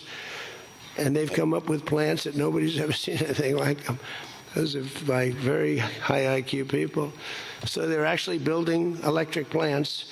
So, because otherwise they could never build a building because the grid is old and tired and broken and a mess. So they're building it, and they're going to sell there very cheaply. They're going to sell their extra electricity into the grid. So we take care of a lot of things like California, which doesn't have nearly enough electricity. They don't know what they're doing there. And instead of having blackouts and brownouts, they'll be able not to. We found a great deal of unity here at the G7, and we signed a declaration on illegal immigration, the first time ever for a G7 statement. They did a beautiful statement. We signed other agreements to step up and to really coordinate and spend a lot of time coordinating drug trafficking and the stopping of drug trafficking, which is crazy. It comes through Mexico, comes through the southern border, the little that comes through. They find a way, they put it, they're genius. If they would use that genius for good, they'd be very rich people. They have it in engines, they have it in hubcaps, they have it in areas you wouldn't even believe. They have it in the structures of cars. Most incredible thing. But we've done a great job on it. We have drugs coming through the border are down 61%. Drugs coming through water, the sea, ocean, sea, Gulf, down 97.2%. That's the ones that get hit. Just like we hit the Iranian minesweepers and mine droppers, they call them. They dropped. Who would have 28 mine droppers? Who has 28 mine droppers? They actually had them, but they don't have them anymore. We hit them just like we hit the drug dealers. But drugs are down by water 97%, and over 60% they're down. And now we're going to go and focus on the land. They come through Mexico. Mexico has lost control of their country. The cartels run Mexico, and it's sad. And the president's a very good woman, but she's a very scared woman. The drug cartels are totally running Mexico. It's not even close. We agreed to accelerate our efforts to secure our critical minerals and rare earth supply chains, where we have great companies really going to town. We're going to give everybody a big run because we do it better and we had to get motivated. The G7 also agreed that the United States' new approach to international development based on the private sector investment is working at levels that they never thought possible. It's really working.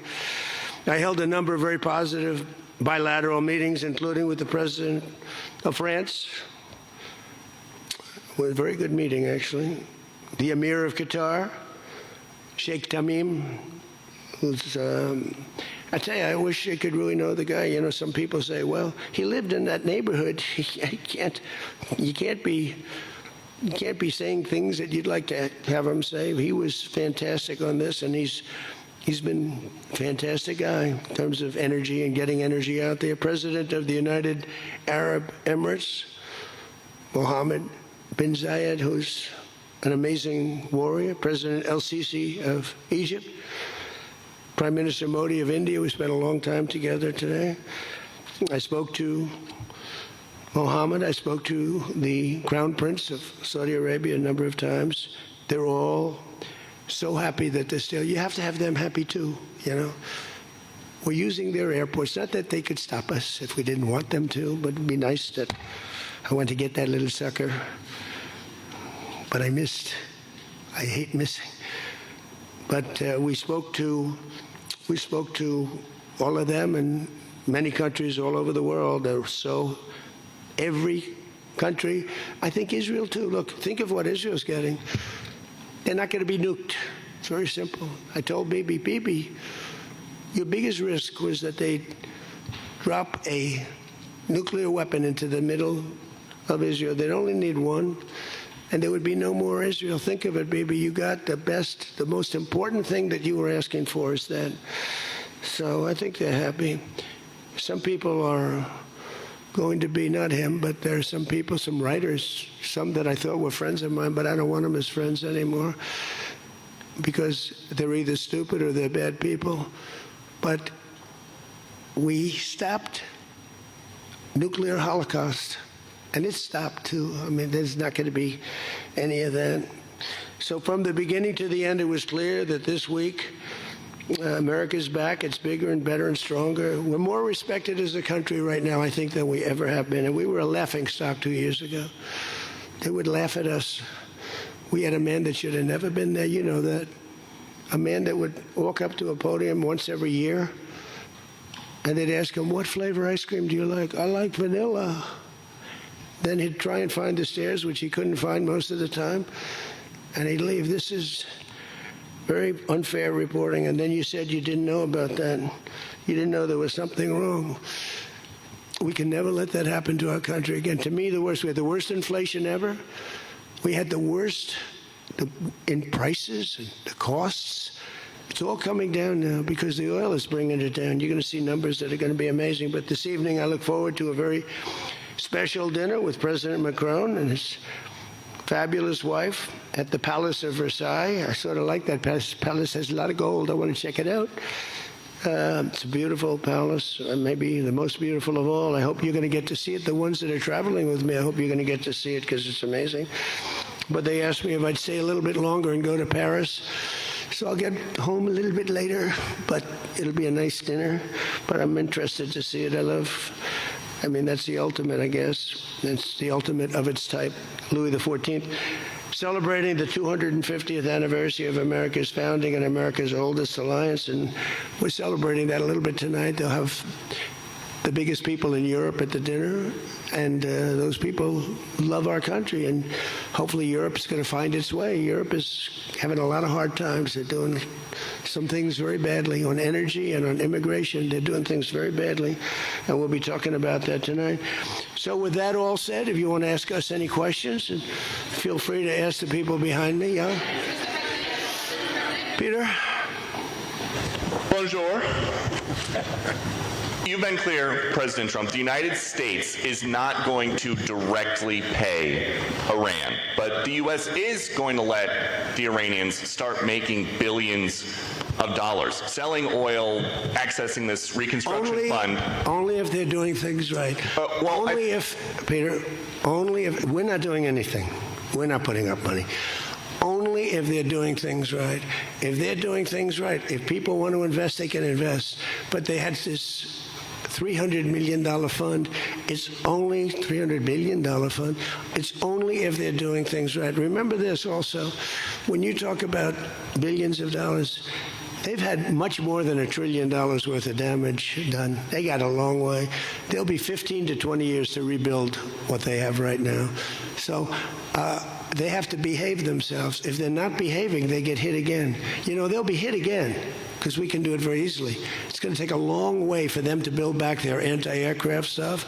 It's going to take, and you know, the other thing, I want to thank China, President Xi. I was with him, and he stayed neutral, totally neutral, and I appreciate it. And I want to thank Vladimir Putin. He was very neutral. They could have made it much more difficult for us. And I want to say it. You know, somebody would say, oh, that's terrible. He's thinking President Xi of China. Well, let me tell you, I had a long talk with him. You know, they have shoulder weapons to knock down airplanes. It's not like the real deal, but they're accurate. They're fairly accurate. I said, I would really appreciate you're not giving or selling any of that stuff to Iran. And you know what? For the most part, he didn't. So I just want to thank them because they made it a lot better. Can you explain, though, what the difference is between giving Iran U.S. dollars and unfreezing U.S. dollars for Well, the unfreezing is an easy one to answer. We have taken a lot of their money, and we have their money. We have taken their money. It's not our money. It's their money. And we froze it. At a certain point in time, I guess we're going to have to give it back. You know, if we didn't give it back, nobody would ever invest in the dollar again. If you took their money, because I thought about it, you know, I'm not the most perfect person. I said to Scott, why do we keep their money? What the hell are we giving it back to them? But, you know, people from lots of nations, some nations we don't agree with, they have their money. The dollar's become very strong under me. And they don't want to have a little conflict with somebody and end up having the United States just take their money. So if you do that, you really don't have a system. And I did just want to ask you about this. A wise man once said in January of 2020, Iran never won a war, but never lost a negotiation. That wise man. Who said that? Donald Trump. Oh, that's what I thought you were going to say. So how do you go back to the United States and convince a skeptical American public that this deal is a win? Here they lost militarily, okay? It's very tough because I know that no matter what, if I would go, by the way, if I'd go another 3 or 4 weeks, those same people that are critical would say, he went too long, he should have done, you know, no matter what. If they raised the white flag of surrender, and if they said, praise be to Allah, Donald Trump is the greatest president ever. We totally concede. We totally give up. This war is over. We have failed. The New York Times and CNN and a couple of others are not all that dishonest. They say Iran had a great victory, okay? They practically do that. You know, it's amazing. When we knocked out their last ship, they had 159 ships. When we knocked out the last ship, the Times refused to do a story on it. They said, why wouldn't you? They don't have a Navy, and you don't want to do a story on it. They don't have an Air Force. You don't want to do a story. We need a fair press. And that's why they're all doing so badly, because they lost credibility. When I win in a landslide and I had 93% bad press, they take good stories about me and make them bad. But the only reason that happened is because they have so little, the media has so little credibility that the people voted for me. 93% of the stories on network, ABC is horrible. I think ABC is the worst. NBC is terrible. And CBS is terrible. CNN, obviously. And I never get good stories, no matter what I do. I could do the greatest thing. I won't get good stories on this. I'll get it from fair media. I'll get it from all over the world. They're running good. But no matter what I do, I'm going to get bad press. I know that. Now, if I did the opposite, if I went out and continued to bomb them for another 4, just bomb the hell out of them, I'd get bad press on that. No, there's nothing I can do. But what this does is it allows the ships to go. If we keep bombing, those ships won't be going. And you're talking about $500, $600, $700 million a day. It's a lot of money. A lot of money. That's why the world is okay. It's liquid. It's fine. Also, we run out of reserves in about 4 weeks. You know, there are reserves all over the world, and we would really run out. And there'll be a time when you wouldn't be able to get it. And you want to see bedlam? So for all those so-called geniuses that want to show me how smart they are, ask them why didn't they blow up General Soleimani? Ask that of the general and a couple of other people that I like very much, but boy, are they wrong. Go ahead. How about you? Thank you, Peter. I give you more, Peter, but people will say I like you too much. Thank you, Mr. President. Bonsoir, Mr. President. He told me that first day in office, he asked me like 7 questions. I answered all of them. Is this true? He said, he just answered more questions in one meeting than Joe Biden did in 4 years. Okay, you know, I'm not going to get you in trouble, but that's what you said. Go ahead. Bonsoir, Mr. President. In The Art of the Deal, you write about the importance of leverage. Yeah. Obviously, you have a lot of leverage when it comes to Iran, whether it's militarily or through economic sanctions. What leverage, sir, do you have when it comes to Israel and Hezbollah to ensure that they abide by the ceasefire? Well, I think we have leverage just by the fact that we really have Iran now has to be good. They have to behave. And we might help. That's a much smaller conflict. It's a conflict that should be able to be over with. I'm surprised it's taken so long. And it's a much smaller, but we have a lot of leverage. We have the greatest military anywhere in the world. We have the strongest, most powerful. Look at the blockade. By the way, the blockade was more impactful than all of the bombing raids where we dropped $1 billion worth of bombs on Iran. The blockade was so incredible. The naval blockade, the admiral, the whole thing, not one ship got through. That meant no money got through. They were dying. They had no money. They have inflation that's 250 or 300%. They have no money. We have tremendous leverage. We have the leverage of the economy, as an example. We'll get that done. That's a small one, and we'll work with Israel and get it done. But I'd like to do it. I mean, you have people living there. Buildings are being dropped on top of them or right alongside of them. How would you like to live there? It's so unfair, especially Beirut. You know, you go into Beirut, and I looked at the scene 2 days ago, yesterday, where they hit. That was a big hit. That was unnecessary in my book. Yeah, please. Two questions. If you could clarify something you said just a few minutes ago. One of the goals of Epic Fury going into it, you said was... Say it again. Speak up. Sorry. One of the goals of Epic Fury, you said going into it, was to destroy Iran's ballistic missiles and its capabilities to build more. Yeah. Why is it acceptable to you now that they keep some of that capability? And Iran is... What are they keeping? What are they keeping? They have less than other nations now. We knocked out probably 84, 85% of their missiles. The rest of them are underground. They can't even get them out. You know, the other night's raid, I think it was on the first night, we knocked out hundreds of their missiles. Actually, by mistake, we were hitting an area, and you can sort of see when the bombs are going off, and then you see one that looks like, wow, what happened? A lot of missiles knocked down. No, but what are you going to do? Let's spend another 2 weeks and give them none. They don't want to be firing missiles right now. They're going to have a hard time rebuilding. They're going to have a hard time rebuilding. And the people from the Middle East, if people want to invest, and again, they don't have to invest at all. But if they do want to invest, it does have oil. It does have probably a future, but it's going to take a long time. But are you going to let the 91 million people starve to death? I mean, one of the things I was very intent on, they have water desalination plants, very good ones. I could have knocked them out in 5 minutes, just like I knocked out Cargill, and I knocked out everything but the oil. I said 25, it was so complete. The only thing there is the pipes coming with the oil, because I didn't want to ruin the world market, because they do a lot of money. But I didn't want to do that, no. It would have been so easy. It would have been easier, and I would have satisfied a group of 10% of the people, but it would have been the wrong thing to do. And it could have caused an international depression. Iran's position, maybe not. Iran's position has always been that their nuclear program was for civilian purposes. If they come back after the signing of this and say they want to continue to have a civilian nuclear program, is that acceptable to you? Well, I've said to them always, I say, look, you have probably the third largest oil reserves in the world. What the hell do you need nuclear for? You need nuclear for some electricity? So I've always felt that way. So we've been pretty tough in that.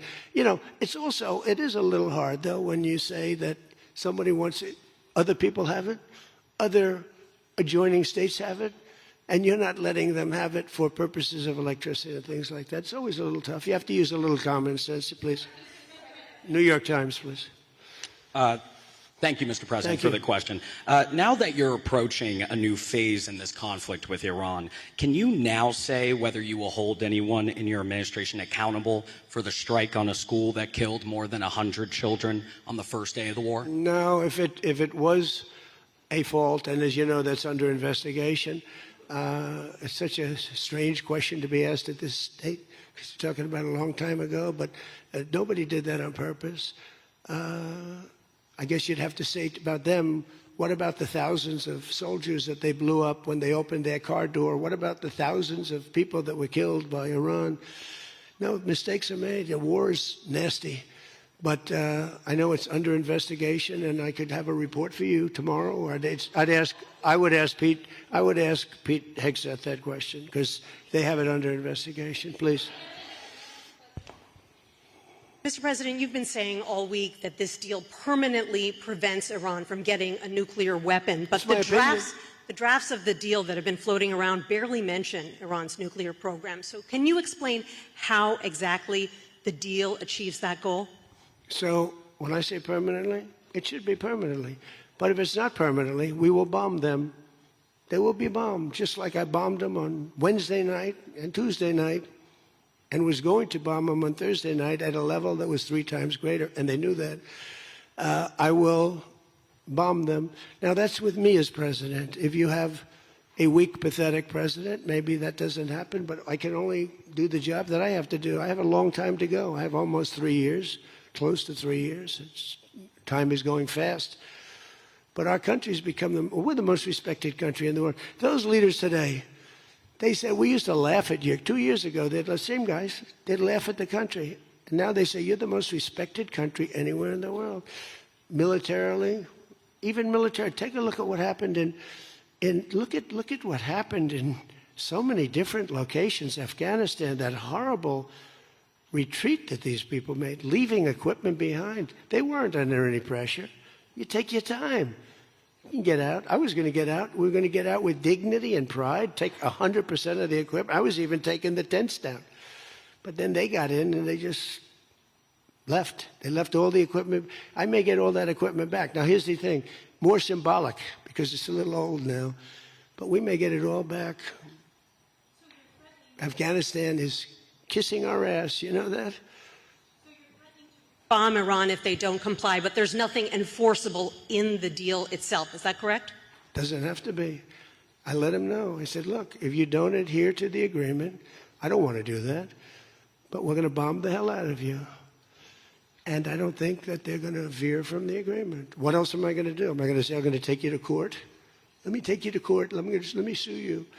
No, we're going to bomb the hell out of them if they violate the agreement. I don't want them to. I want them to honor the agreement. Again, the straits close up. Bad things can happen. You know, in war, terrible things happen. Like you mentioned the question before about a school gets hit. Other things get hit. Bad things happen in war. War is a nasty place. I see it. I see it. I see it better than maybe anybody has ever seen it. Go ahead, please. Thank you, President Trump. Oil prices are now plummeting. How do you see this agreement further affecting energy prices in the U.S. and the U.S. economy in the long term? And secondly, Mr. President, how do you think Vice President J.D. Vance did on The View yesterday? Well, first of all, thank you for the word plummeting, because that's what's happening. Oil prices are plummeting. And that means all prices are going to come down. You know, if you make donuts, you have a heating, you have a stove, and you have to buy the heat, you need the gas or the electricity or whatever you're using. And when oil prices come down, oil is the biggest thing. Oil is, you get oil prices coming down, and they're going to come down. And we're hitting into 3s now for gasoline, and that'll come down a lot lower. So I was in Iowa just before this started, and I was saying to myself, I can't believe we're doing so well, but I have to go, and we have to put out this fire in Iran because I don't want them using a nuclear weapon. They would have used a nuclear weapon. 100% they would have used it. The only question is, was it going to be that day or that week? They would have used a nuclear weapon. They were on the way. And I said, we're going to have to put out the fire. And I said, you know, oil prices, so gasoline, we passed 2 gas stations in Iowa. Made a speech up there. The people are great. I won it by so much. And I love the people, farmers. And we passed 2 gas stations. One was $1.85. One was $1.91. Now, that's Iowa. But it was, I mean, California has all those crazy taxes that they put on, you know, California taxes. But the oil was down to $2 to, I'd say, between $2 and $2.50. And it was heading down further. And we were going to have a great run. We took a little journey down to a place called the Islamic Republic of Iran, and we bombed the hell out of them. And now they can never have a nuclear weapon. Now, we had a disturbance, but I must say it was much less than anybody thought. The oil never went to $350 a barrel. It went to $115, $120. The oil never went anywhere near that. And the other thing, I thought the stock market would go down 25 or 30%. The stock market a week ago, before we started this, was higher than it was when we started, which tells you that we have a very resilient economy. We have the strongest economy we've ever had. Now, the word affordability is a fake word made up by the Democrats. Here's where it's fake, because they made it up, because I inherited these prices. And when I had my first news conference, first day, They started screaming affordability, the Democrats. Affordability, affordability, they're screaming. I said, what's that all about? They gave it to me. They gave it to me. It's affordability. And they used that word to a fare thee well. Well, they were the ones that created the affordability crisis. I'm the one that got it down. Remember, highest insurance rates in history, highest rates for everything. Eggs, remember eggs? They were 4 times more expensive than they were in my administration. And I got it down, Peter, very quickly. Our secretary did a good job of agriculture, Brooke. She did a great job with eggs and everything else. And now that the oil is coming down, you're going to see everything follow. Everything follows the cost of energy. And we're going to end up having the lowest energy anywhere in the world. Please. Yeah. No, please. Thank you. You're from ABC. You're fake news. Go ahead. To follow up on oil, can you confirm, will Iran be able to immediately sell their oil to market? And will U.S. sanctions snap back immediately if there is a delay or collapse in the talks? And then relatedly, is there any safeguard in this deal to prevent Iran from charging what they say could be fees after the 60-day extension? The thing that's going to stop them from doing that, because you can't cover everything in a document, is common sense. They don't want to get bombed. They don't want to get hit. As far as sanctions are concerned, at some point, we have sanctions which will never let them rebuild. They would have no money. They would be in poverty. The 91 million people would starve. So something will happen as soon as they behave. When they behave, we're going to let that go. We're going to have to. I put sanctions on a lot of people, and then I let them go. A lot of countries. Yeah, please. Thank you, Mr. President. My name is Shinji Abe. I'm a Japanese Yomiuri newspaper company from the Washington Correspondent. My question is about the Strait of Hormuz. Did you ask other G7 nations to send military force? And what specifically are you asking of Japan? Or where are you from? I'm from Japan. From where? Japan. And is military support? I just left your prime minister. Japan's doing very well. She's my biggest fan, I have to tell you. She thinks I did a great job. You have to call her and ask her. She's doing a very good job, by the way. Go ahead. And military support is no longer necessary? Yeah, but what do you want to know? Go ahead, just tell me. What do you want to know? Okay, my question is, did you ask other G7 nations to send military force? And what specifically are you asking of Japan? To send the Air Force? For what?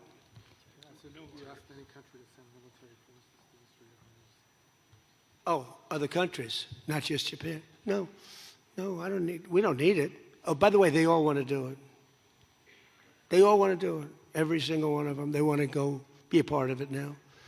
Not while the war was going on. I was a little disappointed. The UK, I said, yeah, it would be nice if you sent ships. I didn't put a hard sell on, but I said, it would be nice if you sent some ships. And the Prime Minister said, they'll be there, sir, as soon as the war is over. I said, did he just say that? I couldn't believe it, actually. Japan has offered to get involved, but I mean, I'll be honest, Japan was not willing to get involved during the war. I asked her, I said, you want to get involved a little bit? I didn't put the heavy sell on, but they said, no, we don't want to get involved. Nobody did. We did it ourselves with Israel and with the Arab states that got hit, surprisingly hit. Yeah. Yes, please. Go ahead. Thanks a lot, Mr. President. Question on Brazil.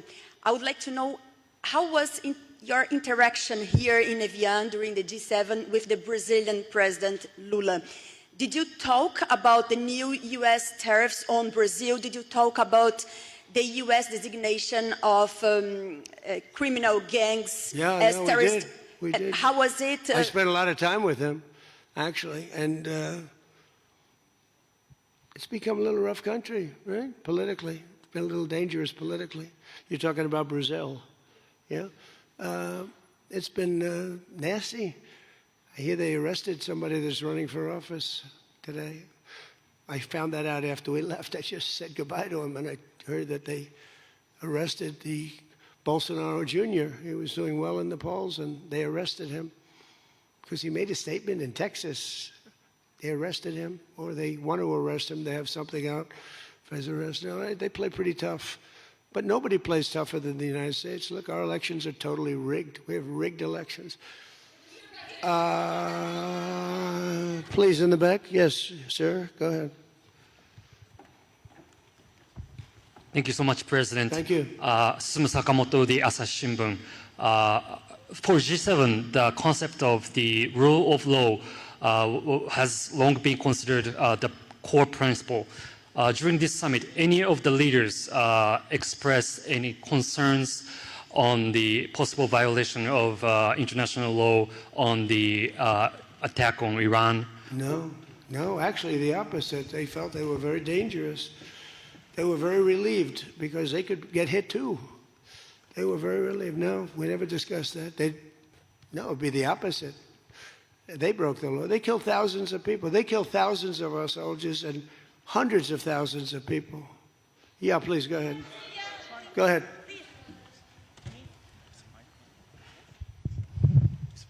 Okay. Mr. President, yes. Yesterday, Pakistan thanks for the Chinese government to help make a peace talk between Iran and the United States. So what do you think about China's work to get the United States and Iran sitting down to talk and make the deal? And the second question is... Okay, let me answer the question. Okay. So I think China's been terrific. I told you that before. They could have been bad. They could have sent in to try and block or break the blockade. They could have sent in an oil ship with 6 destroyers alongside of it on each side. They didn't do that. President Xi helped me. He tried to help, and I think he probably helped get it solved. You know, they get 50% of their oil from that location. So that wasn't that easy. President Xi was fantastic. He tried to help me solve it. And he didn't give any big weaponry. I guess we'll find something somewhere along the line. But he didn't give any big weaponry, I can tell you that. No, I think China I couldn't ask for much more. Again, they were impacted because they get more than 50% of their oil from the Hormuz Strait. And no, I thought they were fantastic. Okay, how about one more question right here? Go ahead, please. The latest YouGov Economist poll shows that Democrats have lost a 5-point edge on the generic congressional ballot. They just have now just a 2-point lead since February. Do you think that they're losing momentum? Well, I see the Republicans in generics. You know, generics are very important. I don't know how accurate, because I see a lot of bad polls. The polls are very dishonest, just like a lot of reporters, like these people over here, are very dishonest. CNN, ABC, it's a whole group of them over there. They're really dishonest people. But, you know, and really networks are very dishonest. And they have to straighten themselves out or they're not going to be very successful because people don't believe them anymore. But no, the generics are very interesting because the Republicans are coming up strong even before this. You know why? They're seeing all these lunatics, like the guy in Maine with the swastika. You know, for 10 years they've been calling me a Nazi. And now they have a Nazi running. He's got a tattoo on him. I've been denying it for 10 years. They know it's not so, but they've been calling. I don't think they can call it to me anymore. You know, one more? One more? Go ahead, Peter. Let me finish with Peter because he's been better to me than he's been to Biden. Thank you, President Trump. I have a question about this weekend. Why not stick around for the signing ceremony with this Iran peace deal? I might. You might? Yeah, I might. But I'd rather, this is a memorandum of understanding. It's very important, but it might not be the kind of a document that I should be signing. There's some element to this where you send the vice president. If it works out, great, you look like a genius for sending him. And if it doesn't work out, it's the vice president's fault. I like that idea, sure. What? This way, if it works out, I'm going to take the credit. If it doesn't work out, I'm blaming JD. You better be careful, JD. He's going to turn his plane around and get the hell out of here. Yeah, I like that idea. I think it's a good idea. Thank you very much, everybody. Thank you. All right, that was President Trump speaking to the media, day 2 of the G7 summit in France. Many questions answered, but he declared success in his deal with Iran to stop the regime from having nuclear weapons, projecting ongoing peace will further positively impact the stock market, and saying that Iran's nuclear dust is now buried under granite mountains after Operation Epic Fury. That and so many more topics covered. But next, an update on primary elections in several states. NTD's Melina Wisecup has key takeaways from primaries in Georgia, Alabama, and Oklahoma, as well as Washington, D.C. Congressman Mike Collins won the Republican nomination for a Georgia U.S. Senate seat currently held by Democrat freshman Senator John Ossoff. Republicans are eyeing the seat as a pickup opportunity for the November elections. Collins, in his victory speech last evening, spoke about his accomplishments on Capitol Hill over the past 3 years. Getting 2 pieces of legislation signed into law by 2 different presidents from 2 different parties in a bipartisan fashion.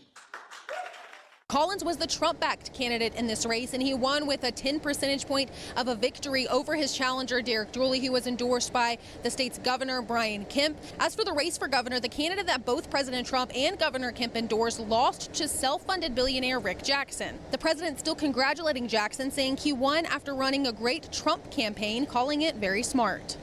It's personal to me. When you grow up the way I did, you never forget where you came from. You never forget the families who are working harder than ever but still falling behind. You never forget the people who do everything right and still wonder whether the system is ever going to work for them. Jackson will face Democrat Keisha Lance Bottoms on the November ballot. All in all, the president congratulated around 11 people who won their primaries after giving them his endorsement. In Alabama's runoff for the U.S. Senate, another Trump-backed candidate came out on top. Congressman Barry Moore is the Republican nominee. He said in a victory post that he'd focus on lowering taxes, bringing manufacturing and oil production home, and keeping the border secure. Also in Oklahoma, the Trump-backed candidate for the U.S. Senate seat won 70% of the vote, while Democrats will have to go to a runoff in this race. The Republican primary race for Oklahoma's governor will also have to go to a runoff because candidates didn't reach the 50% threshold needed. Trump-backed candidate and former state senator Mike Mazzei will face Oklahoma's Attorney General Gentner Drummond in August. The winner will face Democratic Oklahoma House Minority Leader Cindy Munson in November. Election officials in Washington, D.C. are still counting up ballots. For the first time, voters have used a ranked choice voting system in this election. But as of the latest results this morning posted, Janice Lewis George, the Democratic Socialist candidate in this race, is holding a 16-point lead over her challenger, Kenyon McDuffie. Already last night, Lewis making her victory speech. Tonight we celebrate, but tomorrow we organize. If she wins this race, it would make the second major U.S. city that's ran by a Democratic Socialist, and her challenger, Kenyon McDuffie, running on a business-friendly platform, says it's still too early to call. It's going to be a while before we know the results of this election. And I know you all love that, but it's going to be a little while. Election officials have said it could take days to count ballots, and the results likely won't be certified until late June. Reporting from Washington, D.C., Melina Wisecup, NTD News. And thanks to Melina for that report. Next, we have breaking news. The Gilgo Beach serial killer has been sentenced to life without parole. Rex Heuermann has admitted in court to killing 8 women over a span of nearly 2 decades. Heuermann's first murder victim was found in 1993, and his last victim was found in 2010. The cases had been cold for over a decade, perplexing investigators and terrifying residents on Long Island. Heuermann was not arrested and charged until 2023. In April this year, he pleaded guilty to 7 murders and admitted to the 8th killing. But as part of the plea deal, he was not charged with the 8th murder. Families of Heuermann's murder victims addressed the court today one by one in an emotional sentencing hearing. The 62-year-old is a resident of Nassau County and a former architect in Manhattan. In a new development in the Luigi Mangione case, his lawyers will argue he was suffering from extreme emotional disturbance in the killing of United Healthcare CEO Brian Thompson. A judge saying that the attorneys informed him of their intention to pursue a psychiatric defense. New York Judge Gregory Caro earlier held a secret hearing on the matter upon a request from the defense. Caro said he would unseal records pertaining to the hearing. The judge had been set to rule on the matter yesterday, but delayed his decision because prosecutors failed to inform jailers that Mangione was due in court. Mangione has pleaded not guilty to state and federal charges in the December 2024 killing of Thompson.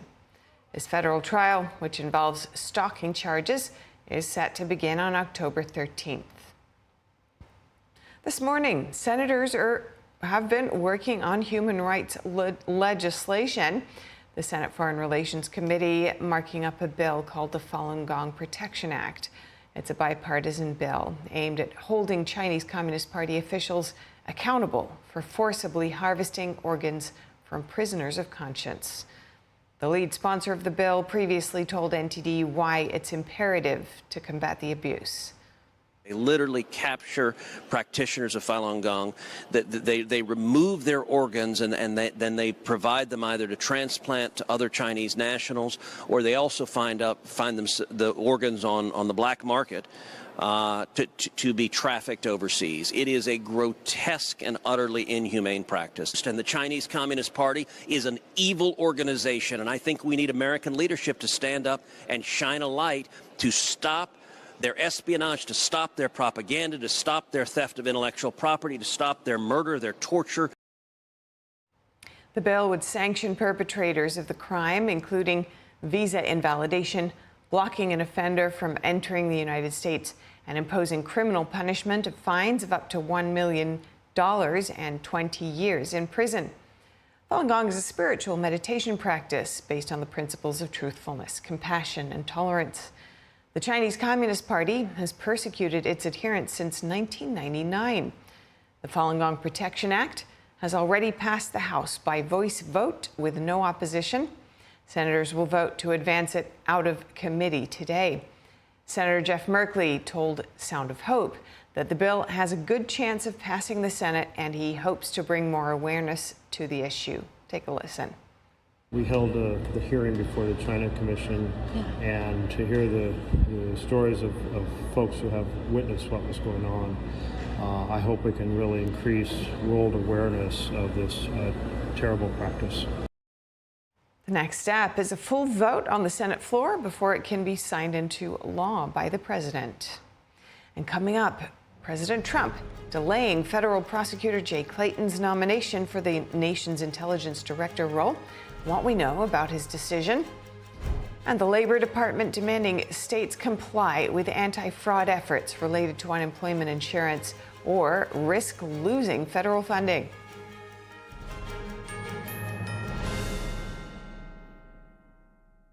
The 8th NTD International Piano Competition welcomes distinguished pianists from around the world, celebrating the depth, discipline, and expressive power of the Baroque, classical, and romantic repertoire. September 1st through the 5th, 2026, New York City. Apply at piano.ntdtv.com, honoring the timeless tradition of the piano. I've devoted my life to combining cutting-edge science with biblical wisdom, and I believe Healing Leaves Tea is the Bible's best-kept health secret.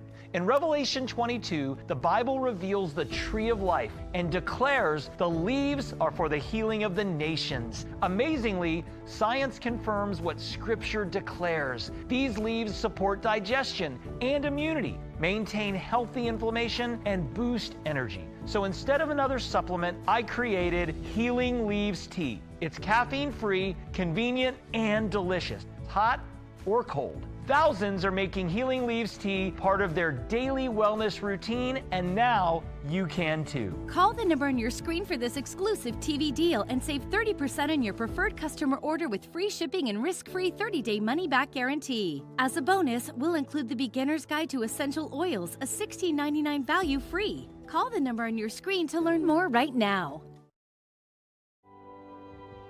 There's a whirlwind of emotion and activity going on in this painting. And there's chaos all around and threat from below. The walls surrounding her, and they're anything but unmoved. They're moving all the time, and we sense that. But this little girl remains unmoved.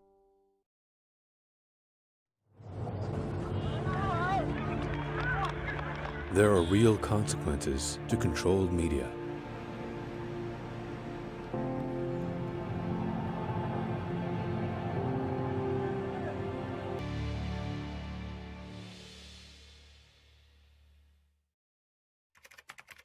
What's happened to this world we're living in? Why?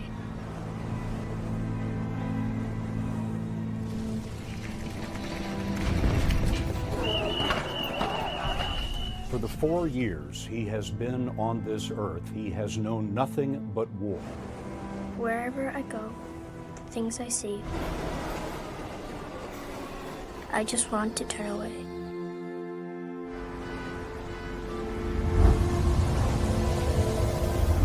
The dreams I have, the stories I could tell, will they still be possible? This year, more than ever, I need a brand new world. A clean world.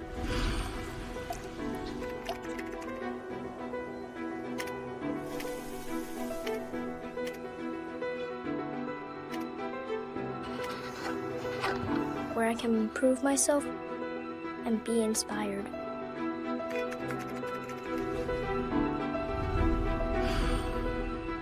My stage can be anywhere and everywhere.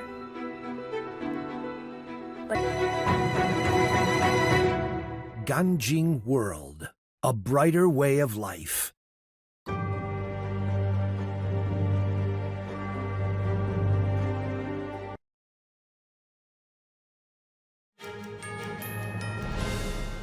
Welcome back. President Trump says he's delaying Jay Clayton's nomination to lead the U.S. intelligence community amid a dispute over surveillance powers and election legislation.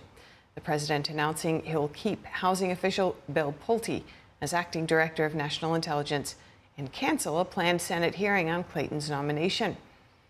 The president writes on Truth Social that he will block the process until a replacement is confirmed for Clayton's current job as Manhattan U.S. Attorney. The president nominated James McDonald, a former federal prosecutor and current law partner at Sullivan and Cromwell, to take over Clayton's office. President Trump also said Republicans struck a deal with Democrats to remove Pulte as acting DNI in exchange for their support on a FISA extension, but says Democrats broke that agreement. Democrats have objected to Pulte taking that position, saying he lacks intelligence experience. President Trump is also pushing lawmakers to pass the Save America Act, along with any FISA renewal. New Federal Reserve Chairman Kevin Warsh takes center stage today. His first post-meeting news conference will offer Wall Street a look at his approach to monetary policy. The new chairman has already signaled a regime change for the Fed, which could mean fewer press conferences and changes to economic projections. For now, the central bank is expected to keep interest rates steady. Americans are not being frugal when it comes to spending. The Commerce Department today said retail sales rose 0.9% in the month of May from the prior month. That was well above what economists had predicted and represents the fourth consecutive monthly increase. Retail spending was up across nearly every category last month. It rose the most at gasoline stations, mostly reflecting higher gas prices. But when excluding gas purchases, sales were still up a solid 0.7% in May. Online sales rose 1.5% last month. However, checkout registers were not ringing as much at electronics and department store retailers. An hours-long manhunt came to an end after a suspect was arrested following a deadly shooting at a Wilmington, Delaware hospital yesterday. A 23-year-old man was taken into custody in Philadelphia. Here's more. Police located 2 gunshot victims. One of those victims has tragically died from his injuries. Authorities addressing the public after a deadly shooting at a hospital in Delaware Tuesday. Attention all units to Wilmington Hospital 501 West 14th Street for a hostile MCI. Emergency crews responded around 3:30 in the afternoon to the Wilmington Hospital, about 30 miles southwest of Philadelphia. Engine 1, Engine 5, Ladder 1, Battalion 2, Battalion 1, Battalion 5 is responding. Several agencies rushed to the scene, including the FBI and Delaware State Police. Authorities said the shooting left one person dead and another one wounded. We have confirmed 2 gunshot victims. A patient guide at the hospital said he heard 2 loud shots ring out on the ground level. I was in the emergency room. And where did the shooting happen? In the ground floor. I just got out of the emergency room and ran, and they're still over there going in and out. During the shooting, the hospital was put on lockdown, which was later lifted. Delaware's governor spoke about the shooting in the hours that followed, saying the tragedy hit especially close to home as his wife works at the hospital system that includes the Wilmington Hospital. Every Delawarean deserves to feel safe, whether at home, at school, at work, or seeking care at a hospital. Officials said a preliminary investigation found the shooting was a targeted, isolated incident, though the investigation does remain ongoing. Christiana Care said in a statement it's working closely with law enforcement and, quote, taking all appropriate steps to ensure the safety of our patients, caregivers, and visitors. Next, the Labor Department is putting all 50 states on notice. Comply with anti-fraud efforts related to unemployment insurance or risk losing federal funding. The warning comes amid the Trump administration's efforts to root out fraud in government programs. The department posting the warning on X, quote, unemployment benefits are for Americans who need temporary assistance, not fraudsters. In letters to all 50 states and 3 U.S. territories, the department said it intends to crack down on rampant fraud, improper payments, and corruption within the unemployment insurance program. In its announcement, the department said California is more than $20 billion in debt to the federal government after years of fraud. According to the department, New York is losing an estimated $2 million daily to fraud and improper payments. And the FBI is warning American citizens who own vacant properties that they could be targeted by criminals. The Bureau calling it an identity theft scheme. According to the FBI, scammers approach a local realtor or a title company while posing as a legitimate owner and sell the properties. In one instance, a fake deed was used to convince realtors of the sale's validity. The Bureau says that once the sale is completed, the fraudsters ask for the sale money to be sent to an out-of-state attorney who is also part of the scheme. In 2024, the American Land Title Association said a study showed 28% of title insurance companies experienced at least one seller impersonation fraud attempt in the past year. One person is dead and at least 5 others are injured after a small jet crash in Texas. The business jet collapsed last night, hitting the ground on a major highway. The accident shut down traffic headed in both directions. Authorities say contact between the plane and air traffic controllers failed shortly before the collision. Some witnesses shared video taken at the scene where emergency crews and bystanders helped people get off the burning craft. An airport official says the plane may have experienced some sort of mechanical failure, which played a factor in the accident. Police have yet to release the names of those on the plane. And a Florida man is accused of shooting at a law enforcement drone. The Lee County Sheriff's Office said in responding to a call Saturday it deployed a drone. Yeah, you're shooting at our drone. Yeah, it's me as police. But he's shooting at that. No. Oh, yeah. It's on video. The drone operator said he then saw one in a group of men carrying what looked like a gun. Authorities said one of the men fired 2 rounds of a BB gun towards the drone. Deputies later found the man and took him into custody. He now faces charges of shooting or throwing a deadly missile at an aircraft. A federal judge has decided to temporarily block parts of an Idaho law. The law bans people from using bathrooms, changing rooms, or showers of the opposite sex in Idaho's public spaces. Violations are punishable by up to 1 year in prison and up to 5 years for repeat offenders. Supporters of the law said it was a necessary step to prevent sexual assault or male peeping toms in women's restrooms. 6 transgender identifying Idaho residents challenged the law with the help of the ACLU. They argue the law violates their 14th Amendment rights to due process, equal protection, and privacy. In May, the plaintiffs filed for a preliminary injunction to partially maintain the status quo in cases where single-user facilities were not available. The judge approved the requested partial block while the legal challenge goes through the court. A severe weather alert is in effect for parts of the Midwest. More than 2 million people in Illinois and Missouri are under a tornado watch until this afternoon.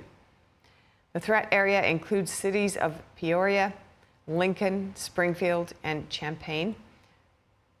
An intense line of thunderstorms moving in from Iowa has already produced hurricane-force wind gusts. Meteorologists warn a few strong tornadoes and tennis ball-sized hail are possible through the morning and afternoon. Then another round of storms later today will bring an even greater tornado threat.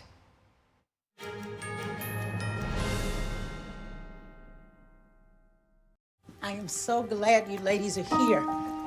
You each have your own rooms. Thank you. Get settled in. I'll call you for dinner. Adopting teen sisters, it's a lot. Girls, you're gonna be late. You want breakfast? No thanks, we're good. They're always in their own world. What'd you get there? Twice the work. Twice the surprises. Just try it. Good. But if you think of it that way, they're also twice as fulfilling. I think you should ask her yourself. Is it okay to call you Mom? Of course you can.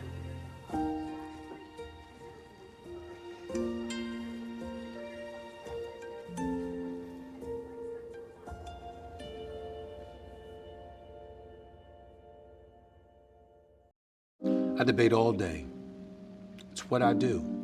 But there are some things that are undebatable, like your mental health, my own mental health.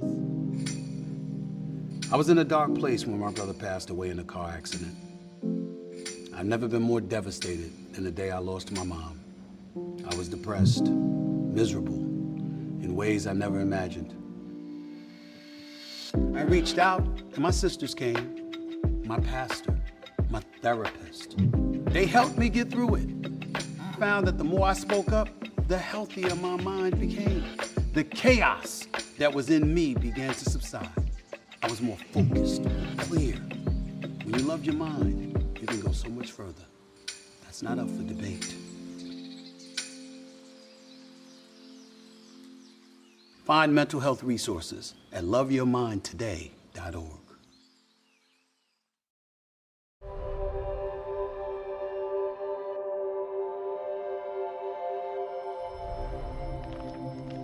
My 15-year-old son, Ethan, and I had a fun and relaxing morning. We returned home, and Ethan walked to his best friend's house an hour later. I heard the ambulance scream by the street, carrying my beautiful boy. Ethan was shot in the head in his best friend's house with an unsecured gun. He had zero chance of survival. The father, the gun owner, he stored his 3 guns and bullets in a shoebox. How do you feel? That has to be the most horrific experience that a human could ever have. David, would you give any advice? First thing you do is not keep your ammunition with your weapons, and that your weapons need to be locked at all times.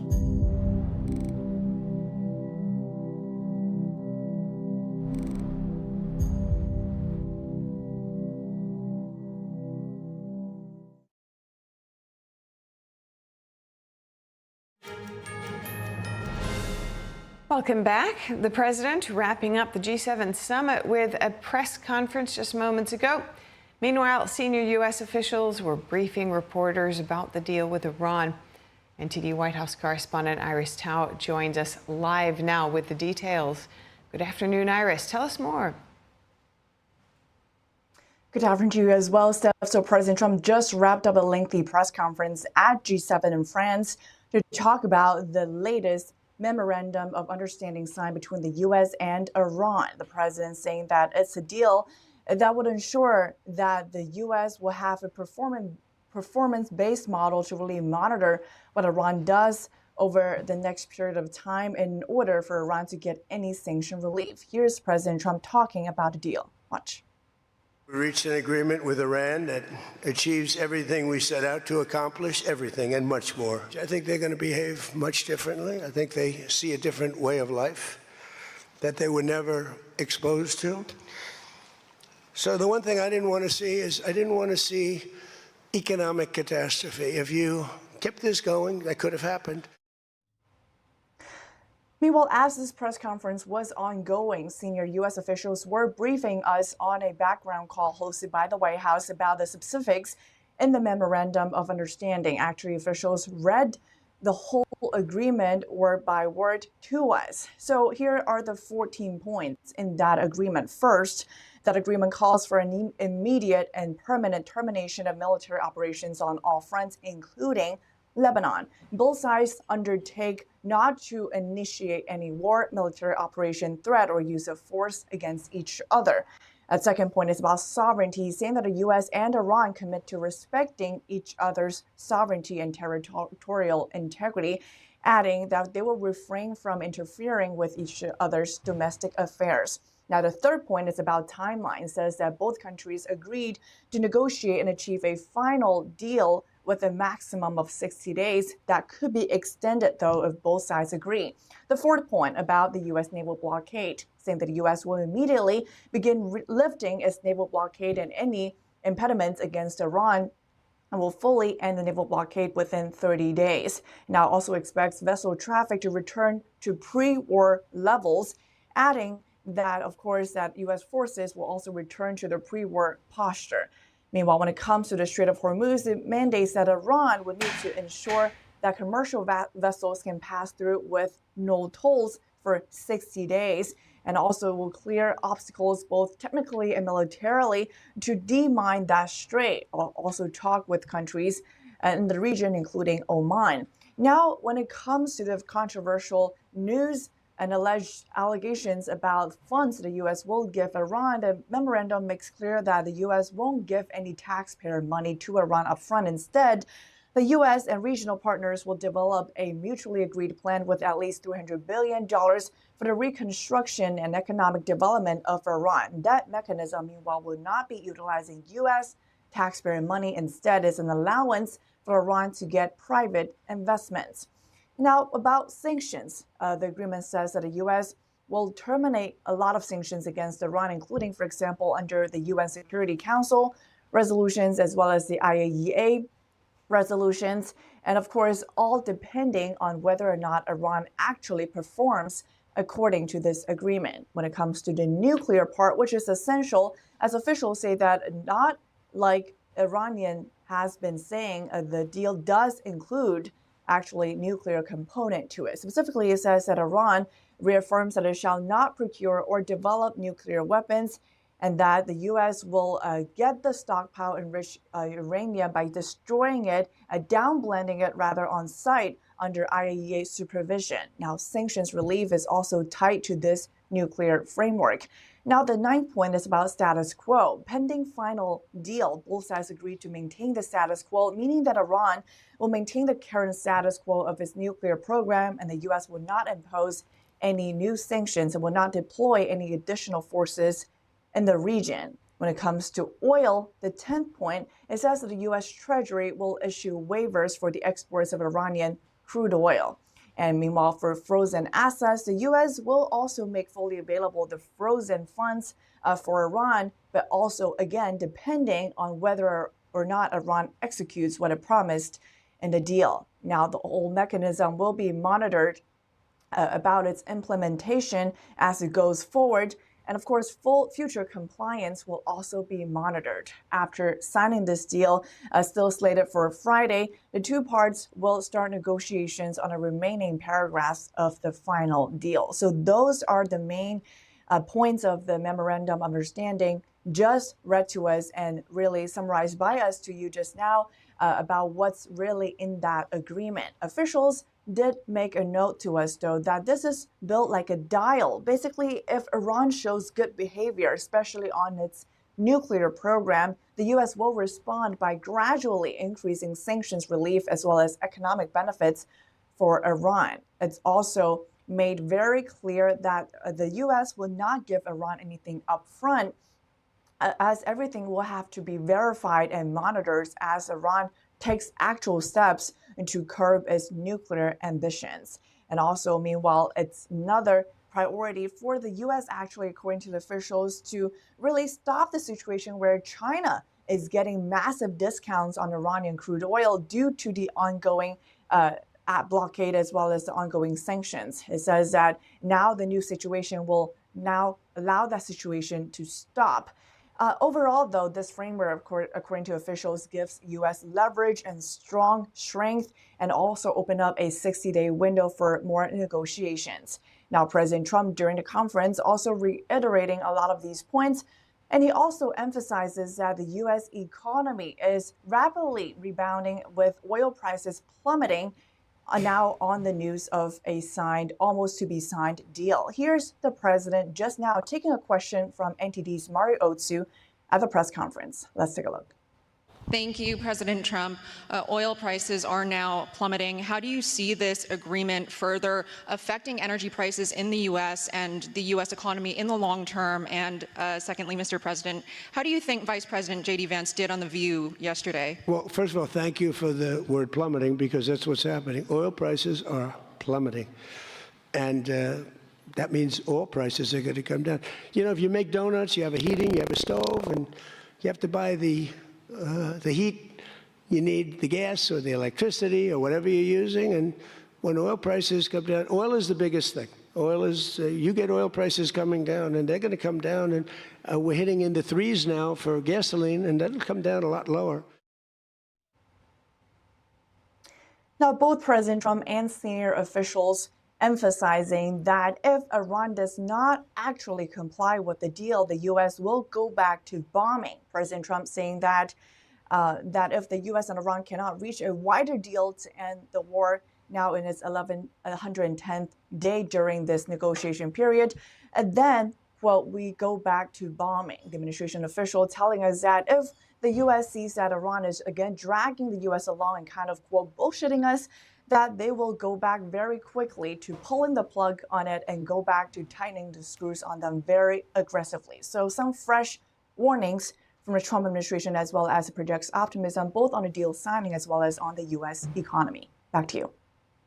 Certainly many people waiting with bated breath. Thank you for these insights, Iris Tao. That's all we have time for at the moment. But if you have any feedback on our show or have something you'd like to see us cover, send us an email at news.today@ntd.com. We always love to hear from you. For round-the-clock original news coverage, watch us live at ntd.com/TV or download our NTD app. I'm Stephanie Cox. Thanks for watching.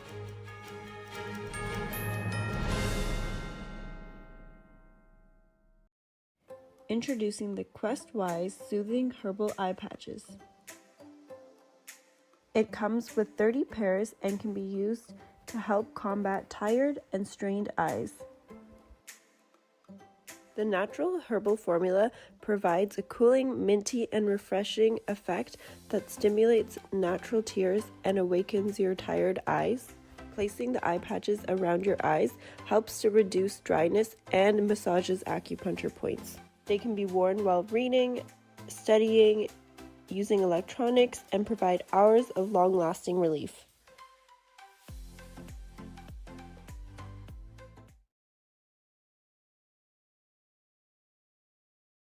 If you're out there and you're watching this message, we need your help and we need it now. This is a typical day at the outpatient department. Every day we see very many cases of children with severe pneumonia. All these children need to be seen, and they all need to be seen today. This is baby Priscilla. She's 7 months old. When a child has pneumonia, you really need to move quick. This is like an infection in the baby's lungs. It really hurts for this child to be breathing. It feels like someone is squeezing your chest. If Priscilla doesn't get antibiotic treatment, it could lead to death. We need your support right now to help save children's lives like Priscilla's. Please call or go online to givetosave.org and give just $10 a month, only 33 cents a day. You can help us provide life-saving medicines, food, and essentials to children in the most need. The problem we have is we simply do not have enough medicine. It's very heartbreaking to see a child suffer like this. Please help children like Priscilla before it's too late. All we need are 1,000 monthly donors. Please call or go online with your monthly gift of just $10, only 33 cents a day. Your donation today can help secure additional grants, which can multiply the impact of your support up to 10 times. And when you call with your credit card, we will send you this Save the Children tote bag as a thank you for your support. With your help, we can save more lives. So please help us. Your small monthly donation of just $10 could be the reason a child survives. Please call or go online to givetosave.org to help save lives.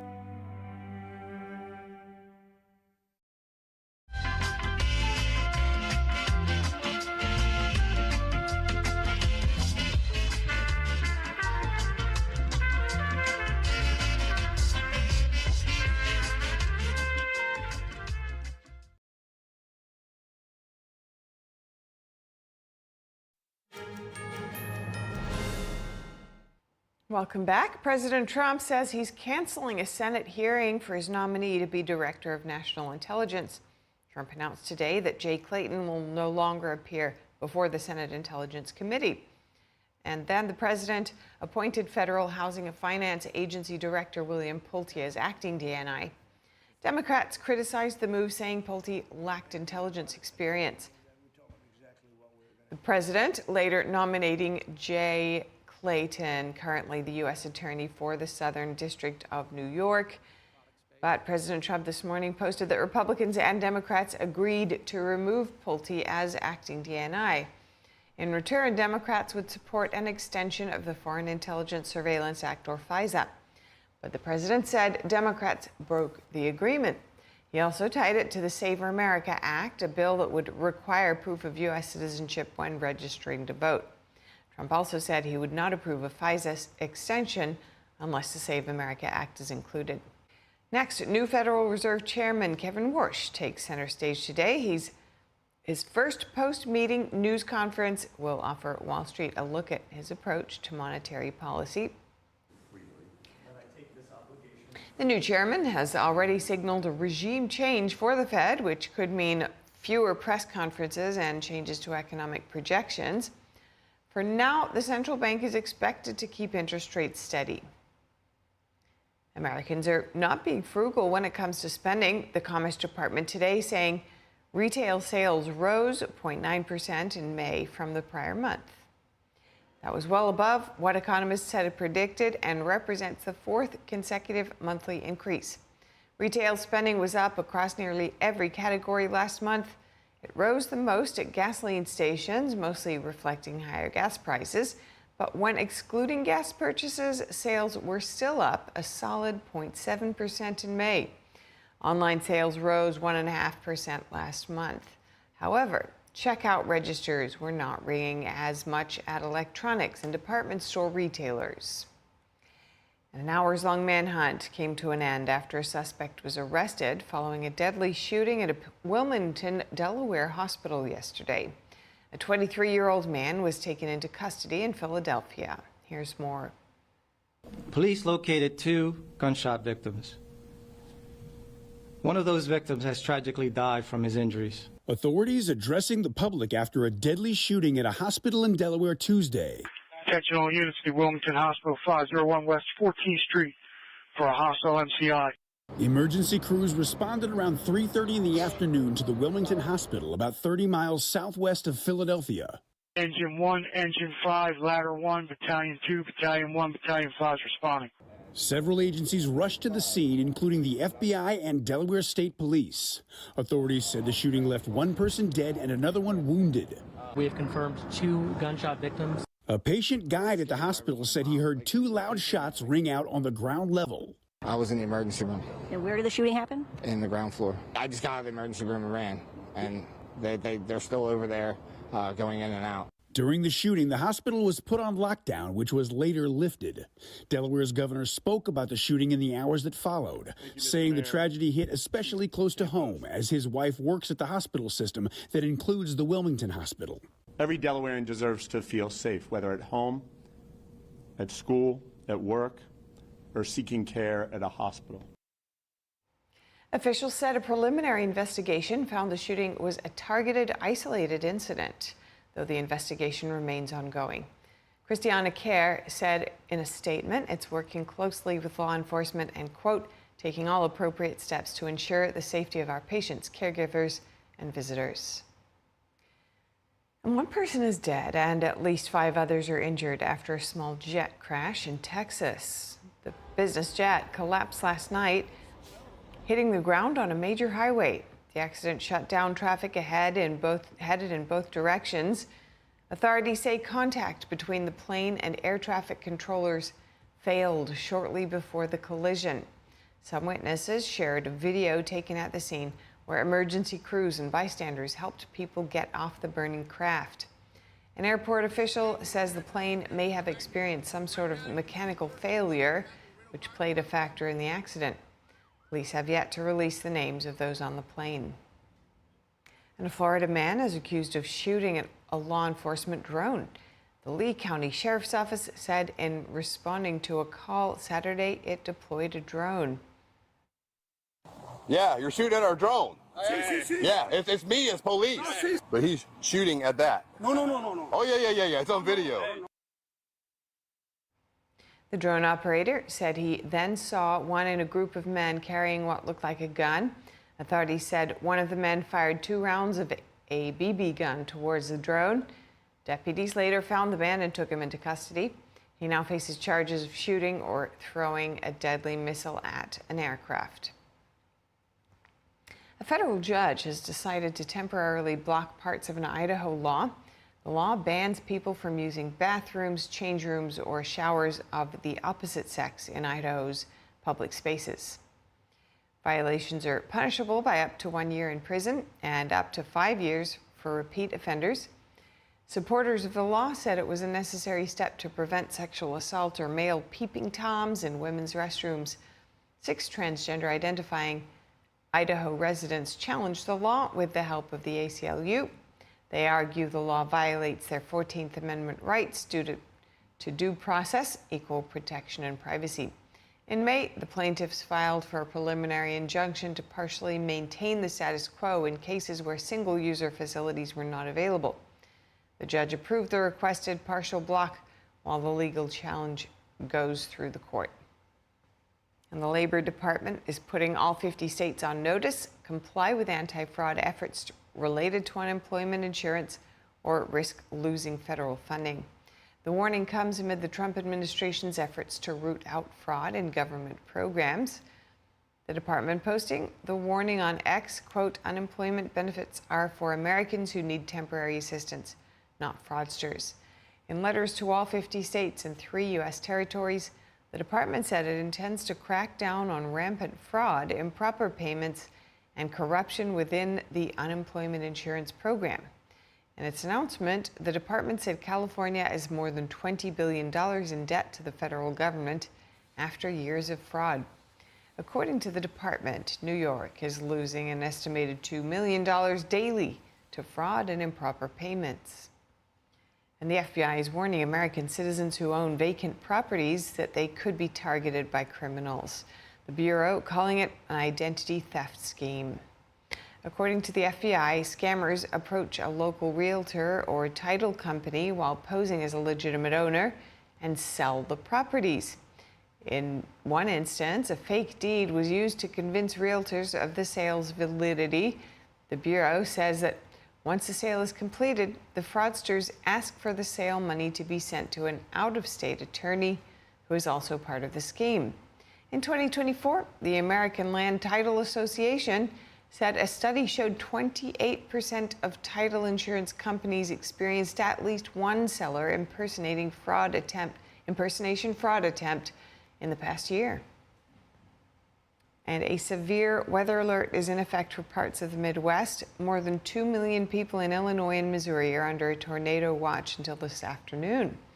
The threat area includes the cities of Peoria, Lincoln, Springfield, and Champaign. An intense line of thunderstorms moving in from Iowa has already produced hurricane-force wind gusts. Meteorologists warn a few strong tornadoes and tennis ball-sized hail are possible through the morning and afternoon. Then another round of storms later today will bring an even greater tornado threat.